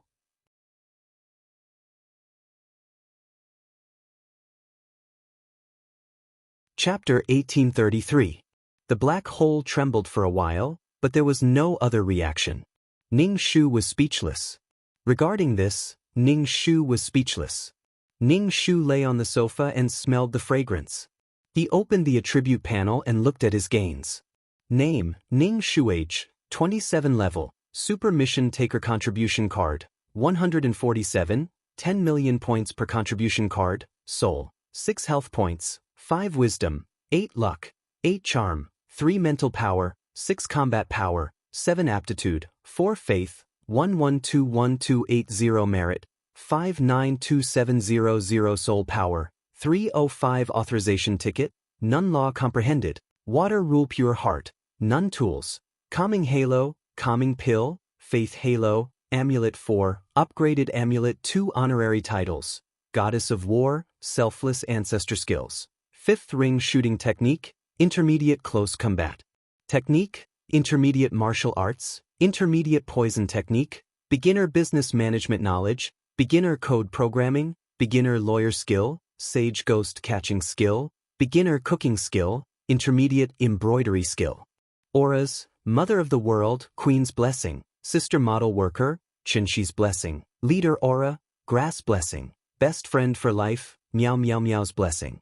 Healer of the dying, Zhu Su Nyang's blessing, founding woman, Chen Ermiai's blessing, beauty of the law, Chen Ning's blessing, bane of the blood clan, Jasmine's blessing, communication between races, by San Yang's blessing, heart of the brave, Wang Ying's blessing. Completed Jiang Shuetzi's wish, repair the Dao heart. Mission completion rate, 100%. Mission reward, 10 contribution cards, 8 attribute points, 70% of soul power, 8,500 points of faith, including the previous world's accumulation. No wonder Ning Shu felt that his soul power was not as much as before. It was only 70%. He had more than 8,000 points of faith and no merit card. Ning Shu was bored to death. so she used her attribute points. Name, Ning Shu. Age, 27 level, Super Mission Taker Contribution Card, 147, 10 million points per contribution card, Soul, 61 health points, 51 wisdom, 81 luck, 81 charm, 31 mental power, 61 combat power, 71 aptitude, 41 faith, 11212808500 merit, 592700 soul strength, 354 authorization ticket, none law comprehended, water lop your heart, none items, calm halo, tranquilizer, faith halo, amulet 4, upgraded amulet 2. Honorary titles, goddess of war, selfless ancestor skills, 5th ring shooting technique, intermediate close combat technique, intermediate martial arts, intermediate poison technique, beginner business management knowledge, beginner code programming, beginner lawyer skill, sage ghost catching skill, beginner cooking skill, intermediate embroidery skill. Aura, mother of the world, queen's blessing, sister model worker, Chinshi's blessing, leader aura, grass blessing, lifelong best friend, Meow Meow Meow's blessing. Healer of the dying, Ju Su Nyang's blessing, founding woman, Chen Ermiai's blessing, beauty-in-law, Chen Ning's blessing, bane of the blood clan, Jasmine's blessing, communication between races, by San Yang's blessing, heart of the brave, Wang Ying's blessing. Ning Shu said to 2333, the next mission is a little easier. Ning Shu then lay down on the sofa and fell asleep. Smelling the fragrance of the incense, a cool feeling gathered in his soul, and he fell into a deep sleep. The system's space was quiet, white smoke rose from the incense burner, and it was peaceful. Ning Shu woke up and revived on the spot, full of vitality. When you stare at the abyss is also staring at you. Doing missions every day, meeting all kinds of people, all kinds of negative things, just like the abyss. He had to adjust his state of mind at all times, otherwise, it would be easy for things to go wrong. 2333 Ning Shu asked, are you going to Water City? Let's go and have a look, strengthen the barrier, and also strengthen the barrier of the auction house. Ning Shu said with a smile. Ning Shu went to Water City to strengthen the barrier, walked around and came back. He bought books about the law of water from the system space, especially the law of water. While reading, he practiced using the law of water. He could use water to turn it into any shape, such as a bowl, a boat. Water should be the law with the strongest plasticity among all the laws. It existed in many different states, and its temperature and weight were all different. It could be nurtured and it could be destroyed. Ning Shu said, why is the law of water so suppressed in the other planes? It's not that bad. Different planes have different laws. If you have your own world, you are a god in that world, you can do anything, and your power is incomparable. But in other planes you can't. 2333 said, the other planes are xenophobic, instinctively rejecting other laws. How can they let you do whatever you want? Ning Shu grinned and flipped through the book. Then let's go do the mission. The most important thing now was to strengthen his soul, so it would not be affected by the emotions of the person who entrusted him. I told you. Make a simple quest. It's simple, right? Ning Shuchao asked 2333. 2333, don't worry, it will be a simple mission. That's good. Ning Shu's head was dizzy. His soul merged into a body, and for some reason, he felt very cramped. What's going on? Ning Shu moved his body and opened his eyes. In front of him was a black and white world, like a black and white TV. Ning Shu could not help but want to rub his eyes. Are his eyes broken? Ning Shu was used to a colorful world, and such pure black and white made him feel very uncomfortable. Ning Shu wanted to rub his eyes with his hand, but a paw drooped over. Ning Shu looked at his paw, looked back, and saw his tail, which was wagging unconsciously. Ning Shu was speechless. Although he did not want to admit it, he had now become a dog. Ning Shu raised his hind leg and looked at his crotch. Fortunately, it was a male dog. If it was a female dog, there would always be a male dog following behind and smelling its butt. Ning Shu felt that he might bite the female dog to death. Ning Shu tried to smile, and his tongue slipped out of his long mouth. Ning Shu really wanted to use his paw to stuff his tongue back in. And it looked like a golden retriever. This was the simple mission 2333 mentioned. It was so simple. Was he going to let her become a cute dog and act cute every day? Ning Shu did not know what to say to 2333. Ning Shu began to accept the plot. Well, there was no plot. The basic information was that this dog was a guide dog, called Bei. It came out of a guide dog school and worked with a blind masseuse. The blind masseuse was called Ingji. He was alone, and one man and one dog depended on each other. Then there was no other information, no plot, and no wish.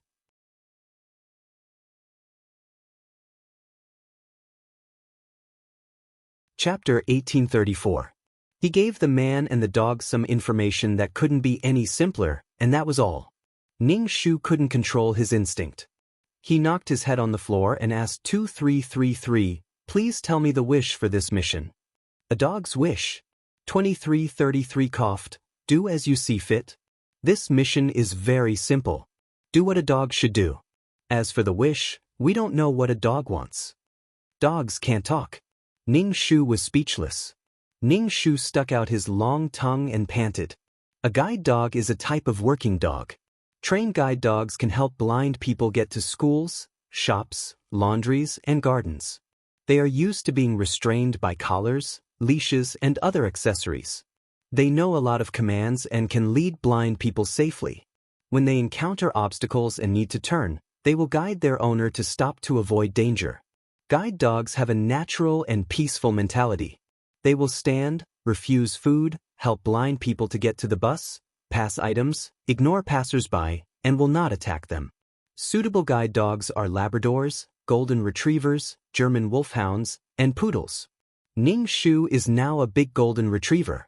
A guide dog is very familiar with its owner's regular work schedule, such as the route to and from work, frequented restaurants, supermarkets, friends' houses, and so on.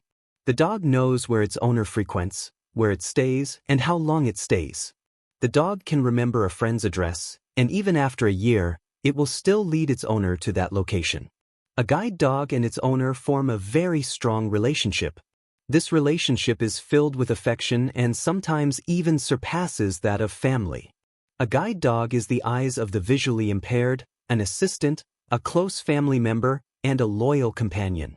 Ning Shu looked at the clock on the wall, but all he saw was black and white. He was a little uncomfortable. Ning Shu stood up and went to the room. At this time, Ingji should be up. Ning Shu opened the door with his paw, walked into the room, and pushed the man on the bed with his paw. Because Ning Shu was using his four-legged body, his whole body was not right. Ning Shu pushed Ingji a few times with his paw, but Ingji still didn't wake up. Ning Shu wondered if he was sick. Ning Shu jumped onto the bed, stuck out his tongue, and licked Ingji's face with all his might. She could be considered to have washed her face, but her mouth was full of oil. Taking a closer look, Ingji was quite good-looking. His facial features were regular, and if his eyes were normal, he could be considered a handsome guy. After licking his face, Ning Shu directly pressed down on Ingji's stomach. Ingji finally woke up. "Bei, you almost crushed my stomach." Ning Shu jumped off the bed and watched Ingji fumble for the crutches at the head of the bed. Ingji's eyes were grayish-white. There was no obvious difference between the pupils and the whites of his eyes. It was as if there was a layer of haze covering his eyes. The grayish-white color looked a little scary.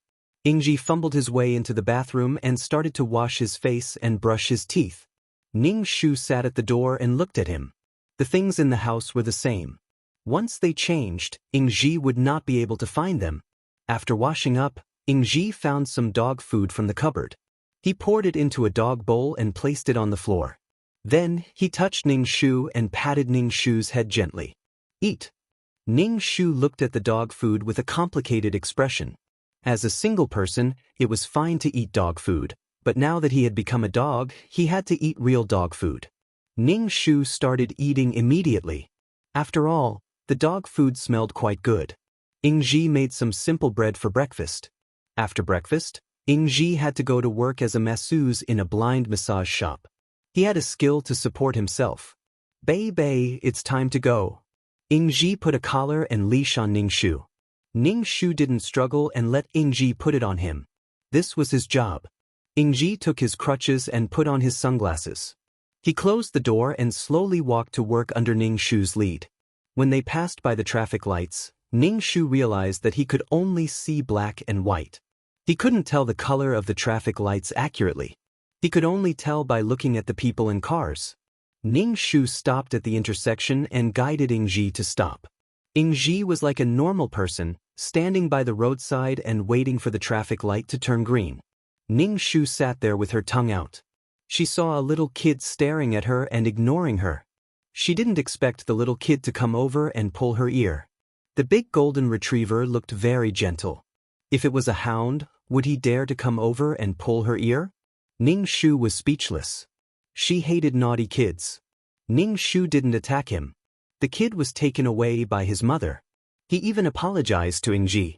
Ingji squatted down and patted Ningshu's head. Bei Bei, you're awesome. Ningshu's mouth twitched. Thank you for the compliment. The traffic light turned green, and the pedestrians started to walk. Ningshu led Ingji across the road. They walked through a few streets and passed by a street garden. Finally, they arrived at the massage parlor where Ingji worked. The massage parlor wasn't small. Ingji could be considered a master here. It was more than enough for him to support himself. Ingji was waiting for customers in a private room. Ningshu lay in an inconspicuous corner to avoid scaring the customers. When Ingji needed to go to the toilet, she had to bring him to the toilet. Ingji took out some dog snacks from his bag and gave them to Ningshu. Then he patted Ningshu's head and waited for the customers to come over so he could give them a massage. Ningshu chewed on the snacks. They tasted pretty good. They were beef-flavored. This mission was like a vacation. It was okay to be a dog. Every day, it would bring its owner to places where it should go to avoid danger. If there was no mission, there would be no mission. It wasn't bad to be a carefree dog. Ningshu's head was on the ground. Her eyes were watery as she watched Ingji give the customers a massage. After a massage, Ingji was sweating profusely. Massage required strength and skill. In the morning, Ingji received 2 customers. Ingji received a commission based on the number of customers he received. Because a blind person couldn't see, it was more difficult to massage than a normal person. When Ingji gave the customers a massage, he was very skilled. It was as if he could see. When he had nothing to do, Ingji would find a dummy to practice. Bei Bei, go to the toilet, said Ningshu after Ingji washed his hands and wiped them with a handkerchief. Ningshu got up from the ground and went to Ingji's feet. Ingji bent down and touched the belt. Ningshu brought Ingji to the toilet. However, they met a masseuse at the entrance of the toilet. Ningshu touched the masseuse's leg. The masseuse squatted down and touched Ningshu. She smiled and said, "Are you Ningshu?" "It's me," Ingji said softly. "Are you here to use the toilet? How was business this morning?" "I received 3 female customers." "It was good," said the masseuse with a faint smile on her face. She looked like a very gentle person.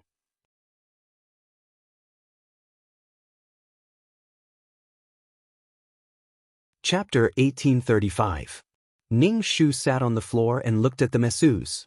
The masseuse's eyes were a little dazed, and when she spoke, she looked at Ingji's face. Ningshu felt that the masseuse should be able to see a blurry shadow, unlike Ingji, who could not see anything. "Go ahead, I'm leaving," the masseuse said and walked away with her hands on the wall. Ingji stood there for a while and turned back to look at the masseuse, but he was looking in the wrong direction. Ningshu was speechless. Ningshu felt that Ingji liked the masseuse, so he reached out his paw and touched Ingji's leg. Only then did Ingji come back to his senses and was brought into the toilet by Ningshu. As soon as they entered the toilet, Ningshu could not help but sneeze. A dog's sense of smell was very developed.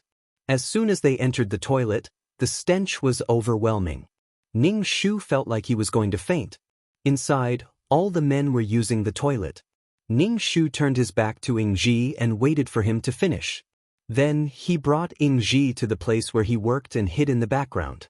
Sometimes, when a new employee came to the shop, Ingji would be in charge of teaching them how to massage. Therefore, Ingji's salary was higher than the average masseuse. Speaking of which, Ingji was a man in his 30s, and he was always alone. Yet he wanted to get married. He must like the woman just now. Ningxu saw that Ingji was busy massaging the customers, so he quietly opened his bag and took out some snacks. Then he went to look for the masseuse. The masseuse was drinking water in the resting room. Ningxu put the snacks in his mouth in front of her.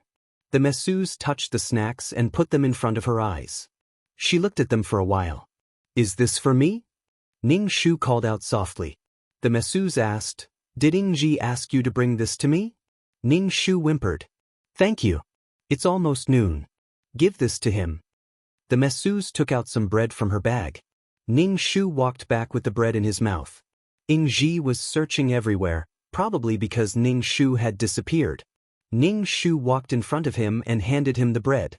"Where did you steal this from? Can't you take other people's things?" Ingji asked Ningxu as he touched the item in his hand to identify what it was. Ningxu, who didn't know how to speak, was so anxious that she almost bit her own tail. Where could she go to steal things?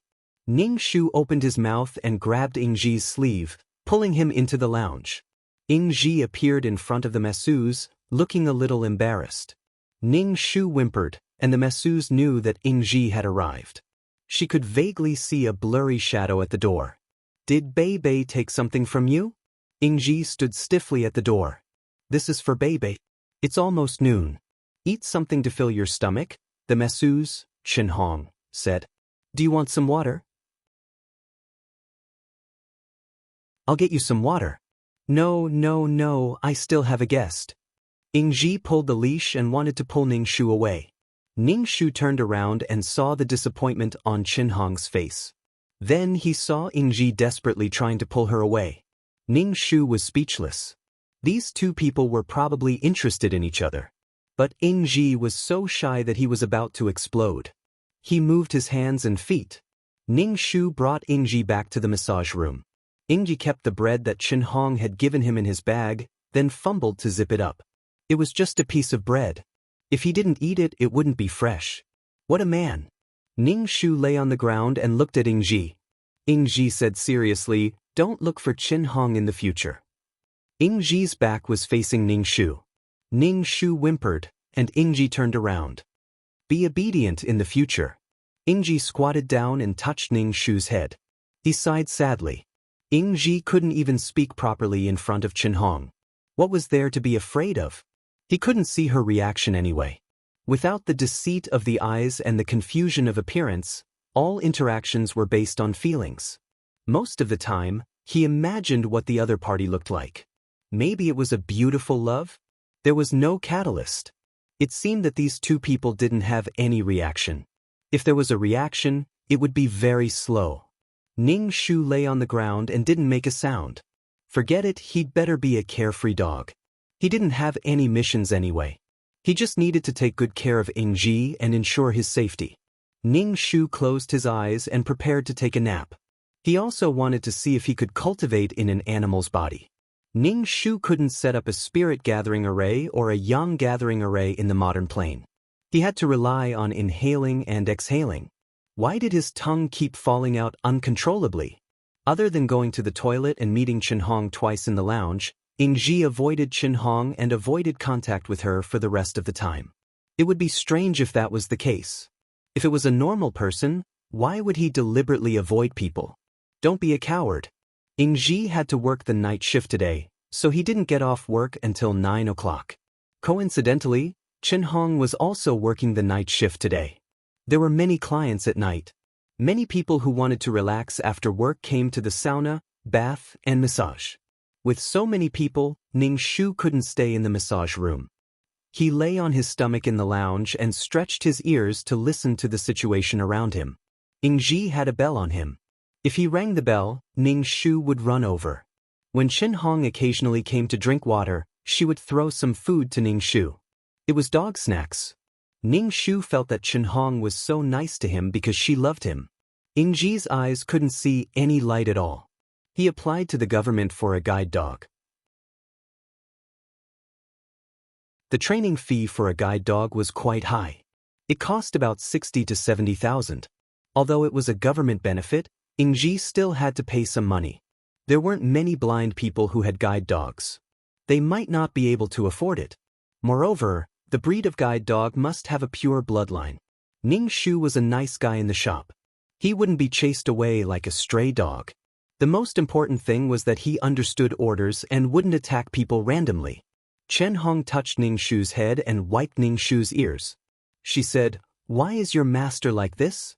"Ning Shu, who knows? Am I very scary? Why is he avoiding me?" "Ning Shu, he can't see."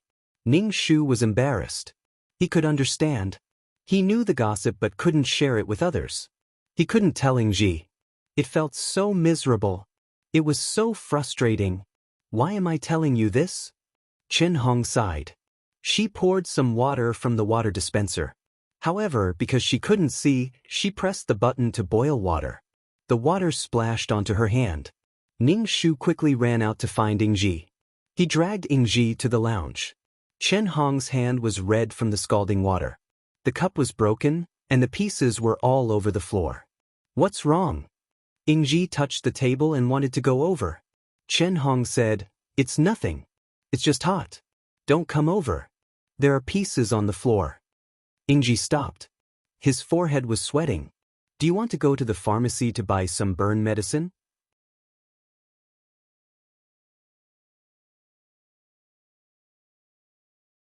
Chapter 1836. Ingji was confused and anxious. He couldn't see, so he didn't know what was going on with Chen Hong.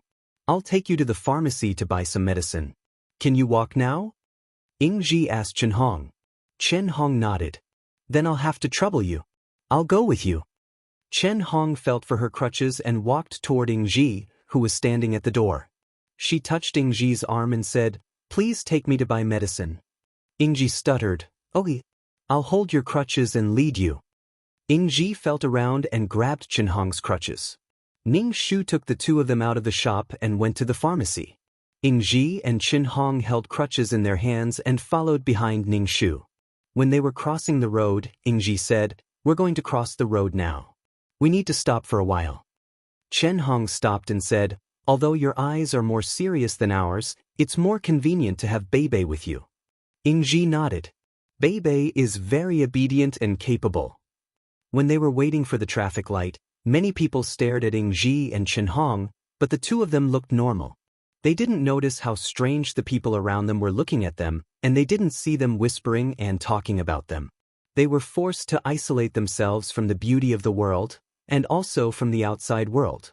They didn't have to care about other people's expressions. They could ignore other people's expressions because they couldn't see. When the traffic light turned green, Ning Shu took the two of them to the pharmacy across the street. Ingji said to the shop assistant, "Do you have burn ointment here? Please get her some burn ointment and apply some ointment on her hand." "Is it serious? Does she need to go to the hospital?" Chen Hong did not say a word at the back.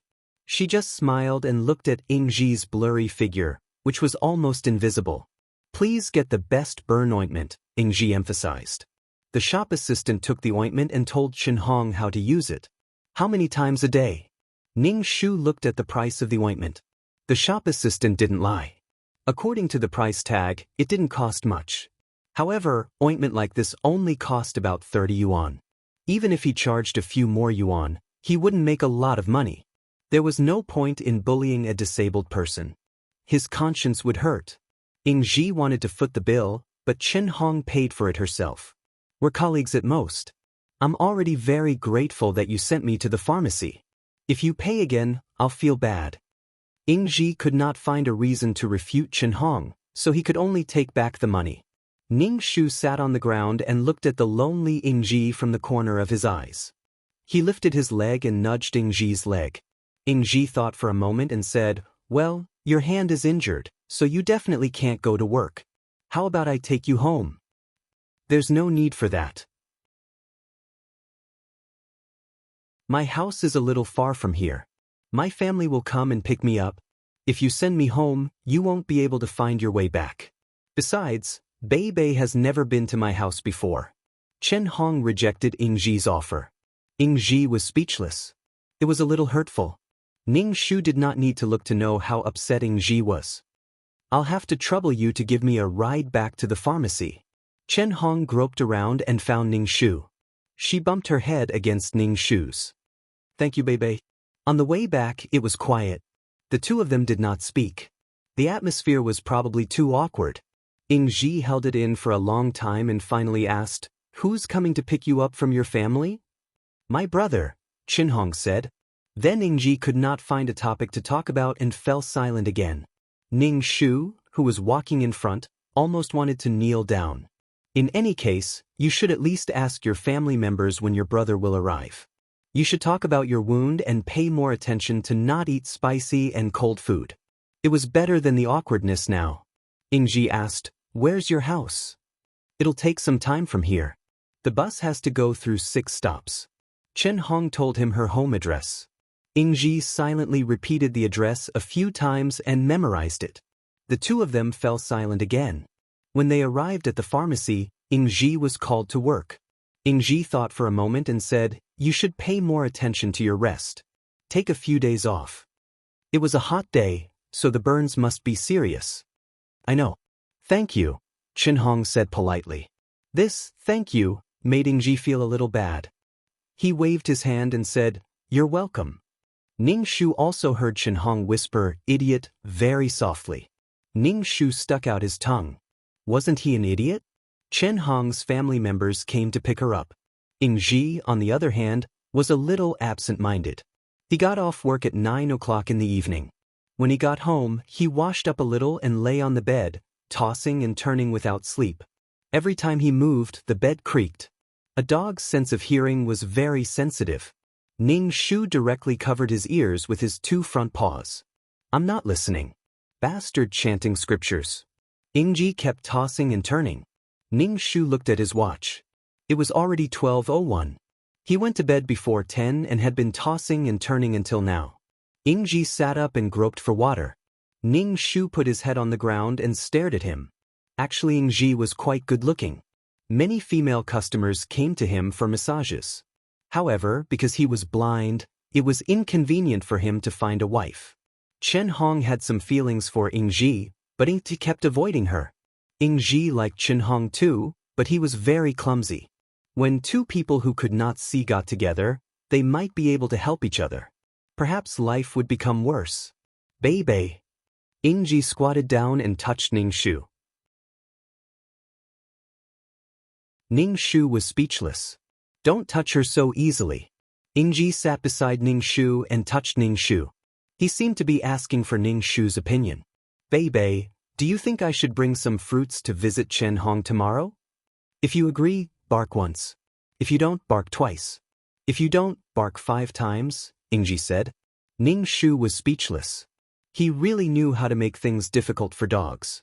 If he didn't agree to bark 5 times, would an ordinary dog remember that it barked 5 times? If you want to go, then go. Don't cheat the dog. Ning Shu barked softly. Ing Ji said, "If you agree to go, then I'll go tomorrow." Ing Ji, who felt at ease, finally stopped tormenting. He woke up early the next morning. Before Ning Shu could wake him up, he had already woken up. He shaved in the bathroom and wore a shirt. He looked quite handsome. Ning Shu tilted his head and looked at Ing Ji. "Do you know how to get there?" Ing Ji washed his face and wiped the water off with a handkerchief. He said, "I'm going to check the bus number to Chen Hong's house." Ing Ji put the dog food and water in front of Ning Shu. "Baby, we're going to a new place today. Good luck." Normally, people who could not see would not go beyond their familiar range. Otherwise, they would not be able to go home. Ning Shu barked. After breakfast, he went out with Ing Ji. Ing Ji went to the fruit shop and bought a basket of fruits. He held Ning Shu's hand with one hand and carried the fruits with the other to the bus stop. They were going to meet the parents.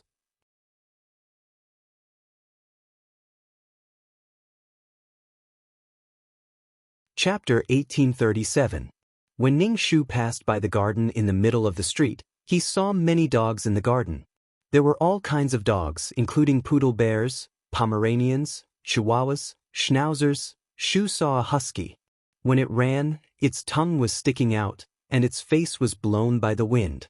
There was an indescribable feeling in the husky, and it ran crazily towards the other dogs. It was indeed a crazy dog. There were many people who owned dogs.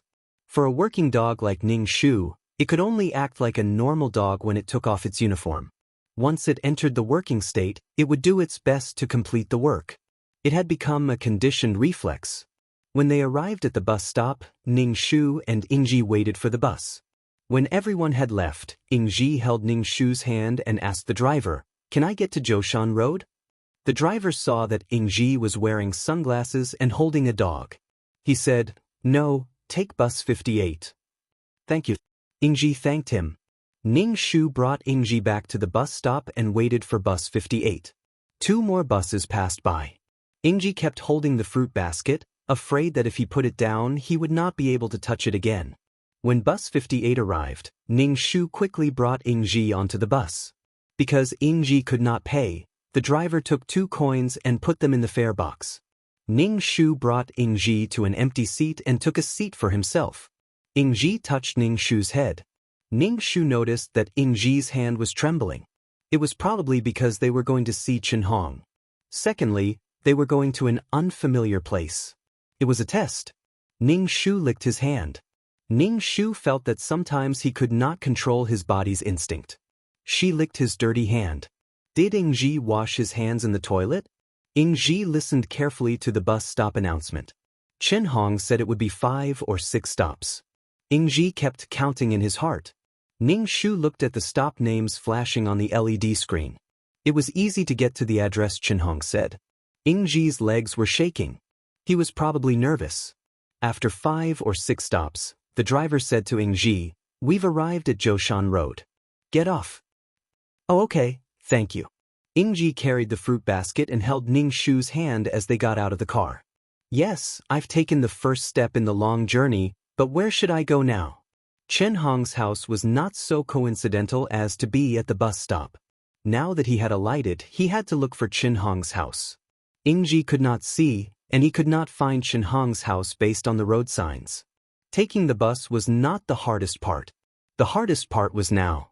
Ingji wanted to hail a taxi, but with Ning Shu, the big golden retriever, standing beside him, a few taxis sped past him. "I don't want to do this business." Ning Shu looked at the road signs and pulled Ingji along. Ingji tugged at Ning Shu. "Baby, don't walk around blindly. We'll get lost."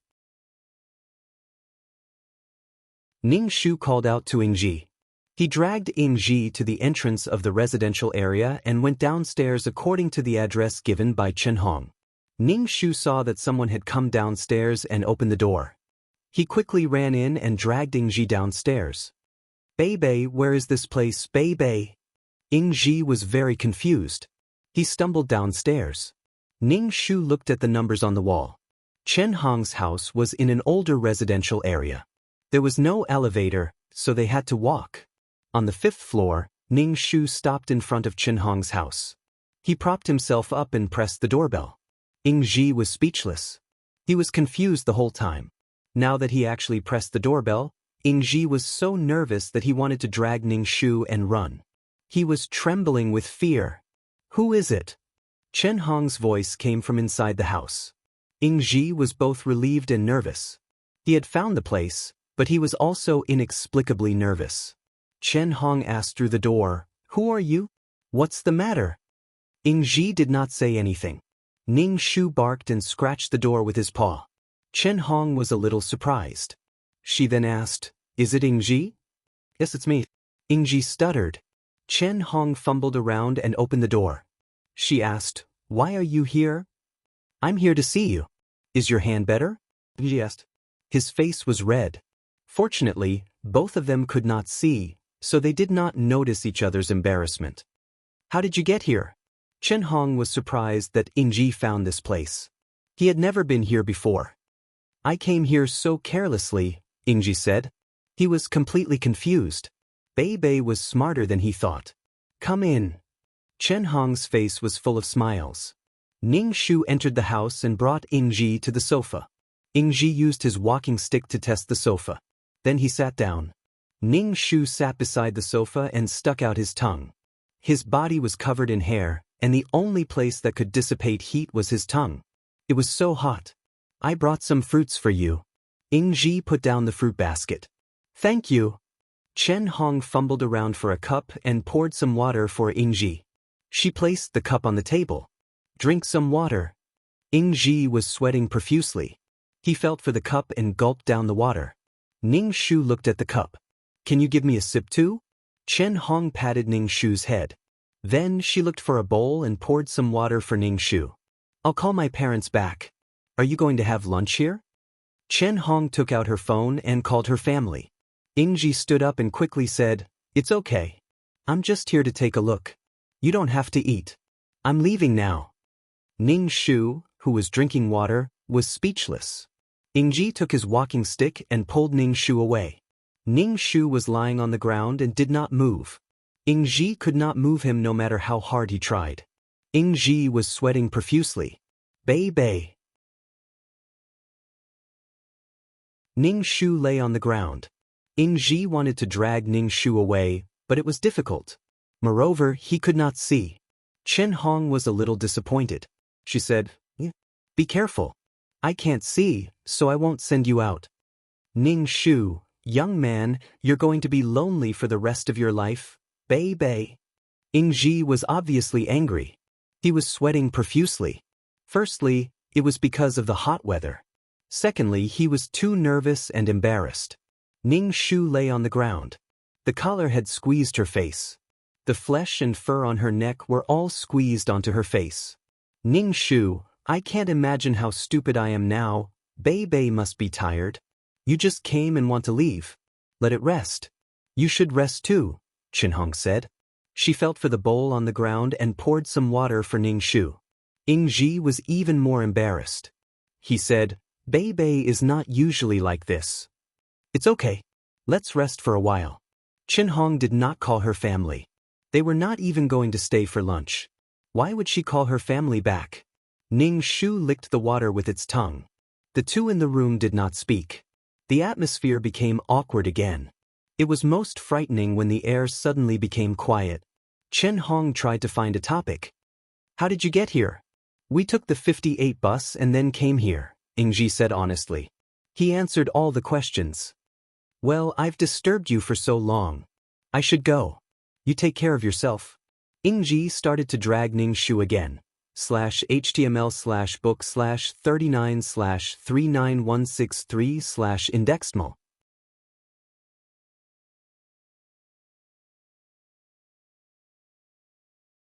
Chapter 1838. Why did he want to leave in such a hurry? Ning Shu was speechless. He deserved to be single for the rest of his life. The girl had asked him to stay for lunch and even let him meet her family, but he was scared and wanted to run away. The opportunity was fleeting. Ning Shu stepped back. He did not want to leave. Bei bei. Ingji was about to explode. Maybe Bei bei is still thirsty. Let me get him some water. Chen Hong felt for the bowl and poured some water for Ning Shu. Ning Shu licked the water with his tongue. Ingji's watch started to tell the time. It was already 11 p.m. It's already so late. Stay for lunch. My parents, brother, and sister-in-law are coming back soon. Chen Hong tried to persuade Ingji to stay again. This was probably the last time. If Ingji still decided to leave, there was probably no chance for this matter to be resolved. It was not like the girl had to suck up to him. Ning Shu looked at Ingji with disappointment. This was his last chance. If he could not grab it, it would be gone. Ingji hesitated for a while and said, Then I'll have to trouble you. From a human perspective, he would definitely feel uncomfortable if he rejected him again and again. It's okay, Chen Hong said in a light tone. She called her parents and asked them to buy more food when they came back in the afternoon. There were guests at home. Ingji patted Ning Shu's head and said, Ew. Ingji was restless. He waited for Chen Hong's family to come back. Chen Hong's family lived together. The house was not very big. It was not easy for the family of 5 to squeeze together. There was the sound of keys opening the door. Ingji heard voices at the door and stood up nervously. A swarm of people came in. Ingji was so nervous that his whole body was shaking. He could not see and did not know what to do. Hello, uncle and aunt. Fortunately, Ingji was wearing sunglasses. No one could see where he was looking. Okay, have a seat. Chen Hong's father looked kind. Chen Hong's mother and sister-in-law went into the kitchen to prepare lunch. Chen Hong's father and brother sat opposite Ingji. Ning Shu was lying on the ground, leaning against Ingji's feet. You can't see either? Chen Hong's father asked Ingji. Yeah, I can't see anything. Is this dog a guide dog? Chen Hongich looked at Ning Shu and threw a fruit to Ning Shu. Pick it up. The fruit rolled to Ning Shu's feet. Ning Shu was speechless. Fuck off. Ning Shu used its claws to push the fruit back, and it rolled to brother Chen Hong's feet. This dog is quite smart. Brother Chen Hong picked up the fruit and weighed it in his hand. Are you here to see Chen Hong? Chen Hong's father asked. She scalded her hand, so I came over to check on her. Ingji straightened his back and answered like a primary school student answering a teacher's question. Just to see her? Do you have any improper thoughts about my daughter? Chen Hong's father asked directly. Ingji's face immediately turned red, and he stuttered. Before he could say anything, Chen Hong's father said, Men and women should get married when they are of age. Although my daughter can't see clearly, I hope she can find someone who will treat her well, and a healthy person who can take care of each other. How can two people like you live when you can't see? If something happens, the other person can't take care of her at all. This was very straightforward. He directly said that he wouldn't let his daughter marry someone who was also visually impaired and wanted to find a normal person for his daughter. When Ingji heard this, he was basically speechless. His lips were trembling and his face was pale. Ingji stood up abruptly. I can treat Chen Hong well. Other than being blind, I can do everything else. Chen Hong's father shook his head. There are many things that you can't do. You two are not suitable. Uncle, please give me a chance. I can definitely do it. Ingji's neck was red, and he tried his best to prove himself. You are going to get married. It will be a life of daily necessities. Can you cook, wash clothes, and take Chen Hong anywhere? Chen Hong's father shook his head. In short, there are many inconveniences in life. I hope my daughter can be with a normal person. I can do all these. I can definitely do it. I have lived alone for so many years, Ingji said anxiously. Living alone is different from living with two people, especially when both of you have physical inconveniences. Chen Hong's father denied again, and this made Ingji very dispirited and powerless. How did you meet my daughter? Chen Hong's father asked. We are colleagues who work in a massage parlor, Ingji said. I am a masseuse and I get a little salary every month. In the future, when Chen Hong doesn't work, I can still support her. Ingji made a last-ditch effort to persuade Chen Hong's father with financial conditions. I see. Actually, I don't agree with my daughter working in such a dangerous place. She will always be bullied if she can't see, Chen Hong's father said. By saying that, he wanted Chen Hong to resign and stop working. Then, the two of them would basically have no contact in the future. It seemed that Chen Hong's father was determined not to let Ingji and Chen Hong have any relationship. Ingji's face turned pale and he looked dispirited. He said reluctantly, I have something to do at home. I want to leave first. Ning Shu stood up and brought Ingji to the door. Ingji touched the door lock and opened it to leave. Stay for dinner before you leave, Chen Hong's brother said. Thank you, but it's okay. I have something to do at home.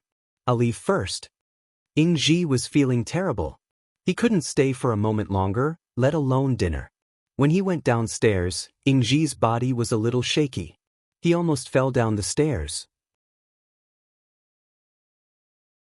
Chen Hong's brother looked at Ingji. It's not easy for a blind man to come so far to see his sister. Chen Hong's father said, it's a very simple thing for ordinary people. But for him, it's a very difficult thing. Even if he does it, he will be praised. It's like a great gift. It's hard on him and hard on others. Chen Hong's brother shrugged his shoulders.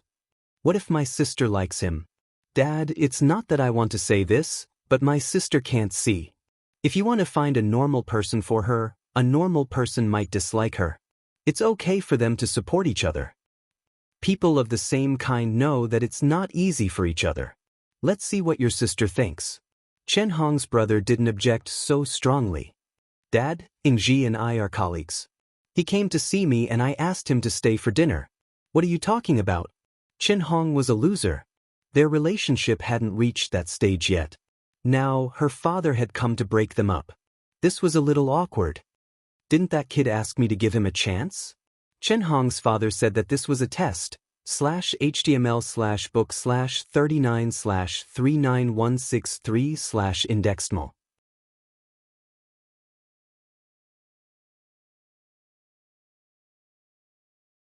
Chapter 1839. Brother, go and get Ingji back, Chen Hong said to her brother. Ingji and I are not in that kind of relationship.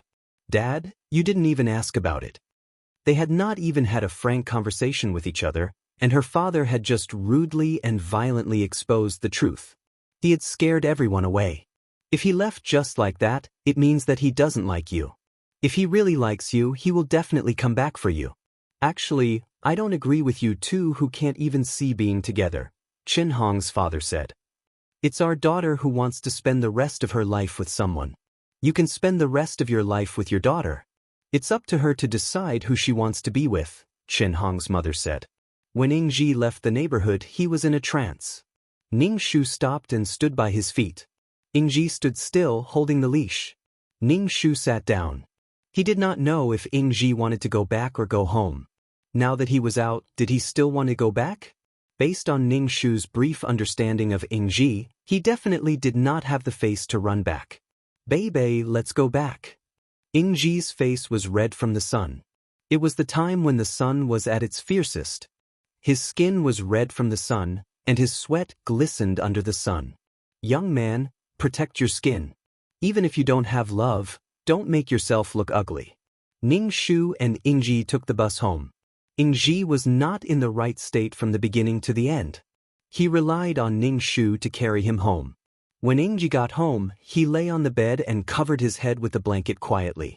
No one knew if he was crying or mourning his love. Ning Shu lay on the bed and stuck out his tongue. Ning Shu thought that Ingji was just sad. After being sad, he would either pull himself together or go find Chen Hong again. In the end, he lay in bed for 2 days and did not get up. He did not even go to work. He did not have much of an appetite. Occasionally, he would get up to pour some dog food for Ning Shu. Then, he would lie on the bed again. Ning Shu was speechless. Ning Shu did not know what he wanted. He jumped off the bed to see if Ingji was sick. Ingji pushed him off the bed. Baby, don't make a fuss. Let me be alone. A few days of silence was enough. Ning Shu thought for a moment, pushed open the door and ran out. He closed the door behind him as he went out. Ning Shu ran out of the neighborhood and ran to the bus stop to wait for the bus. After waiting for bus 58, Ning Shu got off the bus and found a seat. Many passengers on the bus stared at Ning Shu. Fortunately, it was just a dog and did not ask her for a ticket. The weather was so hot that Ning Shu couldn't help but stick out his tongue and pant. When they arrived at Zhoushan Road, Ning Shu got off the car and walked towards Chen Hong's house. He pressed the doorbell and barked. Chen Hong opened the door. She narrowed her eyes but did not see Ingji's blurry figure. She only saw a dog. She asked, "Where is your owner?" Ning Shu bit her sleeve and dragged her out of the door. Chen Hong asked, "Did something happen to Ingji?" Chen Hong reached for the crutches at the door and held Ning Shu's hand. Ning Shu led Chen Hong to take the bus, get off the bus, and smoothly arrive at the door. Ning Shu straightened up, knocked on the door and pressed the doorbell. He even barked. As long as Ingji was not dead, he would be able to hear him. Ingji, who was lying in bed, got up and fumbled to open the door. He said, "Where did you go crazy?"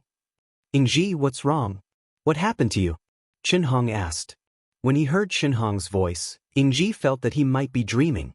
He pinched his thigh. "It hurts." He had just gotten out of bed and had not washed his teeth. There was probably still gunk at the corner of his eyes.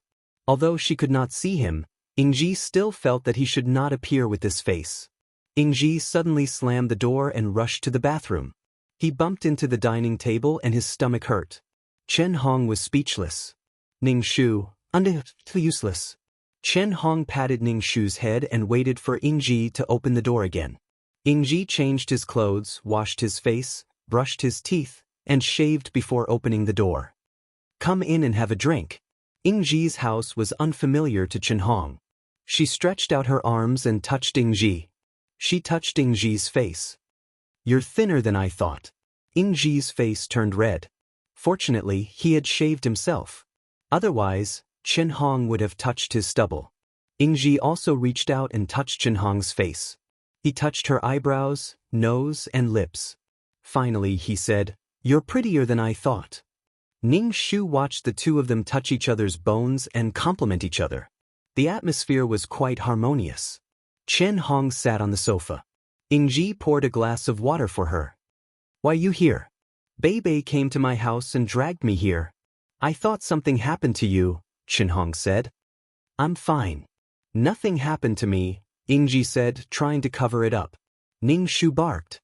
Chen Hong said, "That day, my father told you that it was because he didn't understand the situation clearly. If it caused you any trouble, I apologize to you." It's fine." Ingji was still stubborn. Ning Shu whimpered and lay on the floor. He covered his ears with his paws. He couldn't bear to hear it. Chen Hong frowned. "I really didn't cause you any trouble?" "No," Ingji said. Chen Hong stood up. "Since you're fine, I'm going back. Can you ask Bei to send me back?" "I'll send you back," Ingji said. "Bei is already familiar with the way to your house."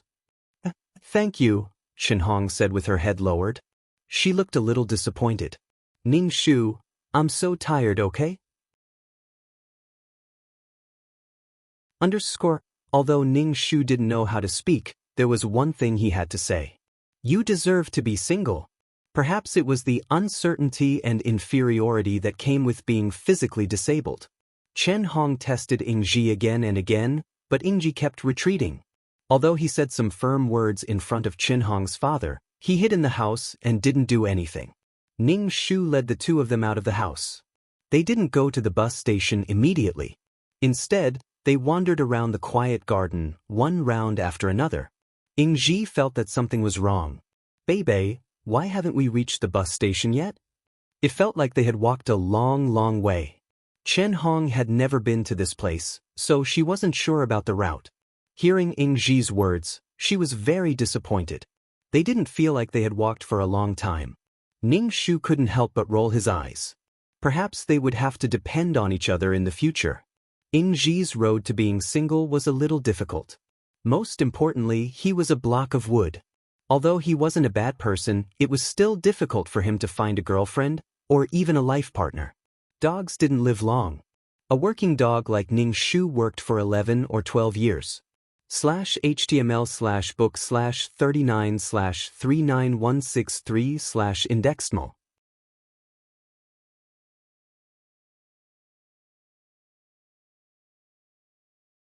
Chapter 1840. When the working dog reached the end of its working life, the government would take the guide dog back.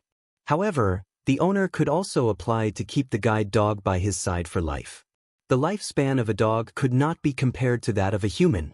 After interacting with each other for a long time, it would not be easy to accept the other party leaving. "Is Bei lost?" Ingji asked anxiously. Ning Shu barked helplessly and went to the bus stop to wait for the bus. When they got on the bus 58, Ingji led two people onto the bus and gave them the fare. Ning Shu saw that there were seats available, and someone even let them sit, so he led the two over. Ingji found an empty seat and said to Chen Hong, "You can sit here." Chen Hong sat down and expressed her gratitude. The two were silent again. After 6 stops, they arrived at the bus stop and went back to Chen Hong's house. "Do you want to come in?" Chen Hong asked Ingji. Ning Shu did not wait for Ingji to answer and went into the house first. "Oh my God, I'm so tired." Ning Shu collapsed on the ground. Ingji had no choice but to say, "Sorry to disturb you." Ingji was dawdling, but if he suddenly became a bossy CEO, he would not be Ingji. "Is your family not home?" Ingji saw that the house was quiet. "They have all gone to work." Chen Hong poured a glass of water for Ingji and Ning Shu. Ning Shu licked the water with his tongue. He felt that Chen Hong was a good person. It would be good if the two of them could be together.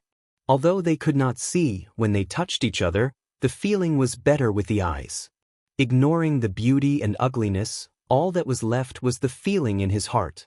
Your father said that you are not going to work anymore. Is that true? Ingji asked.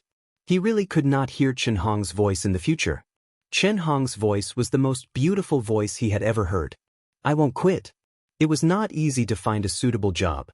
Although I can't see, I can earn a living. Chen Hong shook her head and said. Ingji suddenly broke into a smile. He was like the silly son of a landlord. Ingji, who was depressed a few days ago, suddenly looked radiant. That's good. Ingji grinned and said, Chen Hong, how about we go out together? I like you. Sure. Chen Hong smiled and agreed readily, leaving Ingji a little dumbfounded. You agree? Ingji asked uncertainly. Agreed, Chen Hong said. Ever since the two of them had confirmed their relationship, Ingji had been walking with a spring in his step, as if he was about to fly. His energy was inexhaustible, and he worked especially hard at work. Once he got off work, he would send Chen Hong home. Chen Hong's family did not object to their relationship. Ingji was single and had no family. If the two of them really got married, Chen Hong would have no mother-in-law to take care of. She wasn't worried that her husband's family would despise her. Other than the fact that she couldn't see, everything else was fine. Sometimes, after sending Chen Hong home, Chen Hong's family would ask Ingji to stay for dinner or something. It could be said that they were slowly starting to accept Ingji as a person. The relationship between the two of them was the faintest love that Ning Shu had ever seen, like plain water. They did not go to the cinema. Usually, Ning Shu would take them shopping in the garden in the middle of the street. Ingji did romantic things to Chen Hong, not buying flowers, but constantly buying food. The food was different every day. Sometimes, Ingji would cook some dark cuisine himself. However, he was always in a hurry. Also, it was dangerous to turn on the gas. Chen Hong asked him not to cook. Not only did the food not taste good, it was also dangerous. It was good to cook some frozen food. Ning Shu also enjoyed it. He felt that he had gained 2 rounds of weight. Chen Hong's family treated Ingji as one of their own. Sometimes, Chen Hong's mother would buy some food and stuff it in the fridge. If there was something delicious at home, she would also send a portion to Ingji. Naturally, the two of them got married. When they got married, Ning Shu's neck was hung with a beautiful flower wreath, leading the two of them in front. Safe and sound, they got married with the blessings of their relatives and friends. At night, Ning Shu lowered his head. He did not want to listen to the movements in the house. I understand. The bed creaked. It would not be long before Chen Hong got pregnant and gave birth to a baby. After they got married, with Chen Hong as the mistress of the house became much warmer. Although Chen Hong could not see, she would occasionally decorate the house. The two of them went to work together and went home together. They went to the supermarket near the house to buy things. Of course, Ning Shu was the guide. Every time they went to the supermarket, they would go to the place that sold dog food first. The beef was delicious. In fact, the dog food tasted quite good. Eating the dog food in the bowl, they were forced to eat the dog food of Shi and his wife. Although the two of them could not see, their days were still very enjoyable. Although they could not see, they touched each other. Touching and talking were useful. Skin-to-skin contact was better than 1,000 words. The two of them were gentle people. They did not quarrel much in life. More often than not, they helped each other. It was a rare warmth. Ning Shu ate the dog food. He was a little puzzled. Was the world so simple? She was here for a vacation and was going to be a carefree guide dog, watching her owners being lovey-dovey? After half a year of marriage, Chen Hong got pregnant. It was because Chen Hong felt very uncomfortable. Sometimes, it was as if she had anemia and felt dizzy. She went to the hospital and was told that she was pregnant. Once Chen Hong got pregnant, she quit her job. When she was working, she would go in and out of the sauna. The temperature inside was very high. It was not good for the development of the fetus. Ingji was very happy that he was going to be a father. Other than working, he accompanied Chen Hong every day. He had a silly smile on his face all day. It made Ning Shu's hair stand on end. After knowing that her daughter was pregnant, Chen Hong's mother took Chen Hong back to her parents' house. Since she could not see, it would be dangerous if she got hurt. So, Ing Ji went to the Yu family's house every day and slept on the floor. Chen Hong's family was not very well off. There were 2 elders and her son and daughter-in-law living under one roof. There were no extra rooms. Ing Ji did not care. He slept on the floor and sofa every day. He took out some money and gave it to his mother-in-law so that she could buy whatever she wanted. Touching his wife's belly, which was getting bigger and bigger, Ing Ji's smile reached his ears. Since Chen Hong got pregnant, Ning Shu did not go near her. It was because dogs and cats had a parasite in their bodies. It might not be good for the fetus. It was a happy scene, but Ning Shu had an indescribable anxiety and uneasiness in his heart. He did not want to go near Chen Hong. Every time he saw Ing Ji smile like a 200-pound fatty, the uneasiness in Ning Shu's heart grew stronger. Sometimes, the hair on her body would stand on end uncontrollably. It was a premonition of danger. /HTML/book/39/39163/indexmal.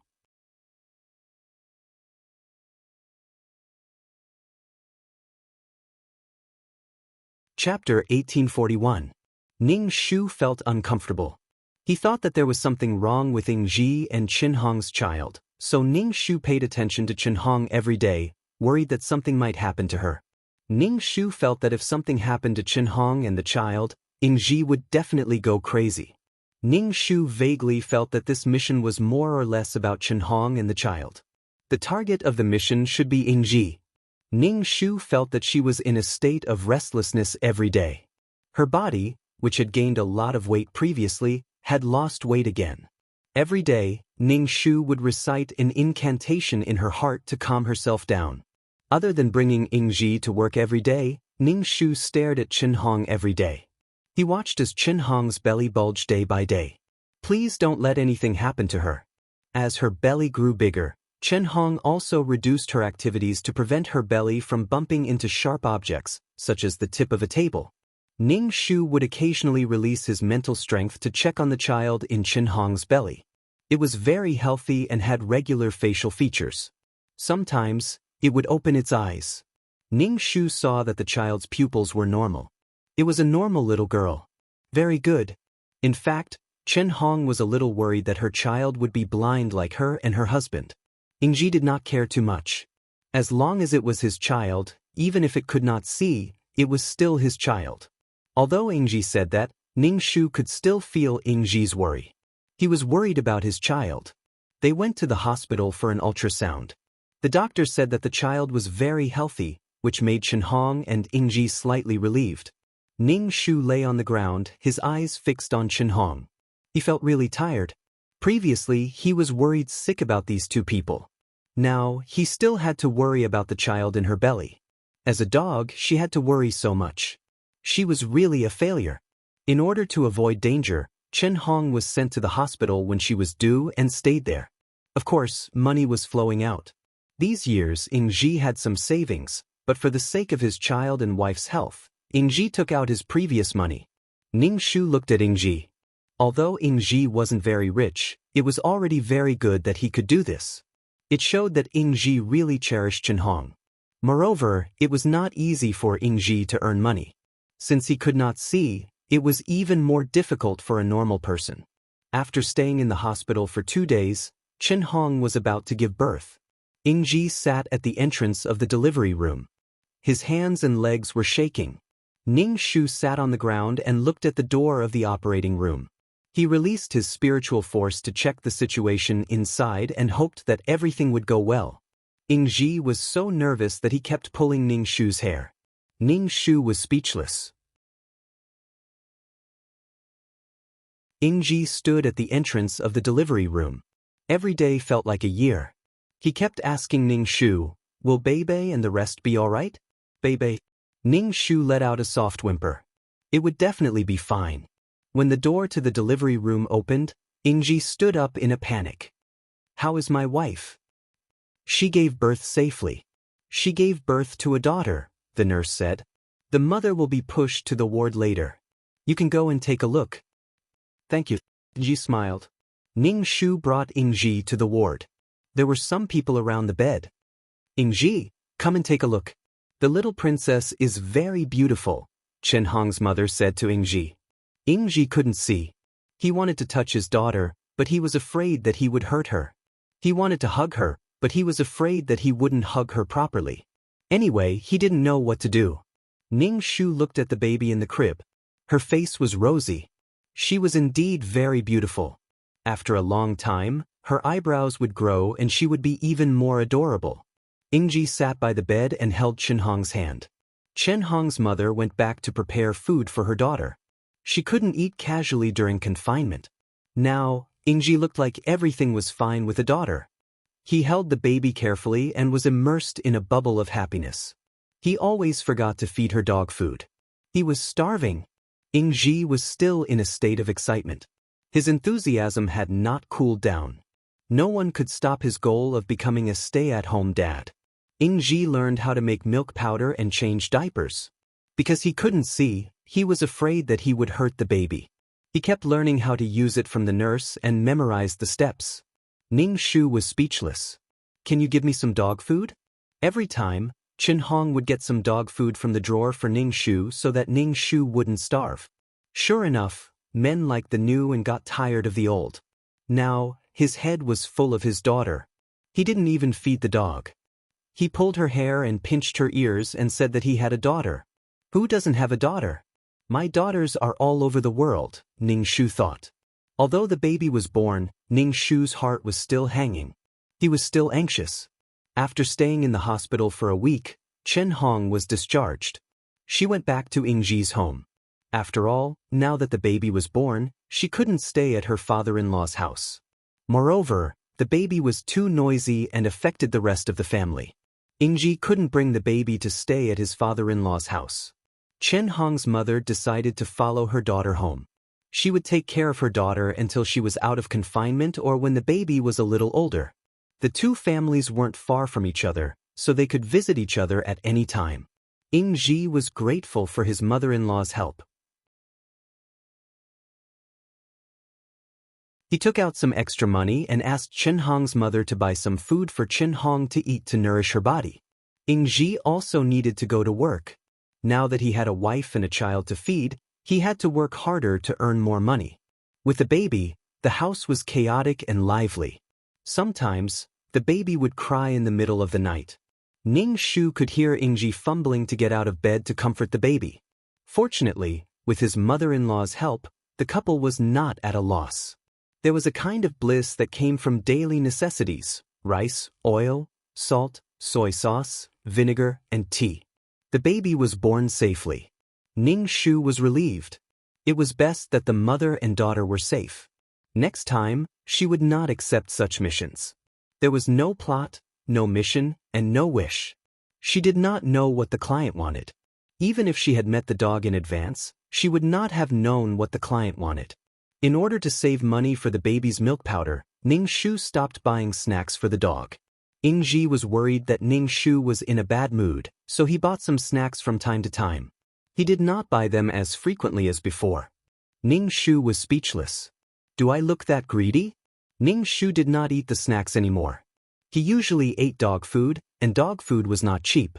It was difficult for the family to rely on Ingji alone.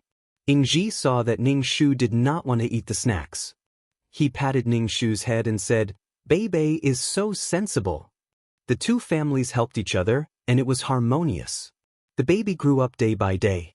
Sometimes, when the baby cried, Ingji put the baby in the basket and let Ning Shu carry it around the house. The baby giggled in the basket.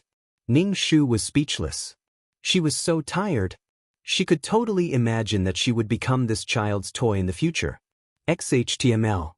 You're tuning in to the Passion Pages YouTube channel. We're so grateful for your support, and don't forget to subscribe to join us on this incredible journey through captivating stories. Your generosity through donations truly makes a world of difference, as it's the primary source of revenue that allows me to expand and enhance this channel for you. Thank you from the bottom of my heart for being a part of this adventure.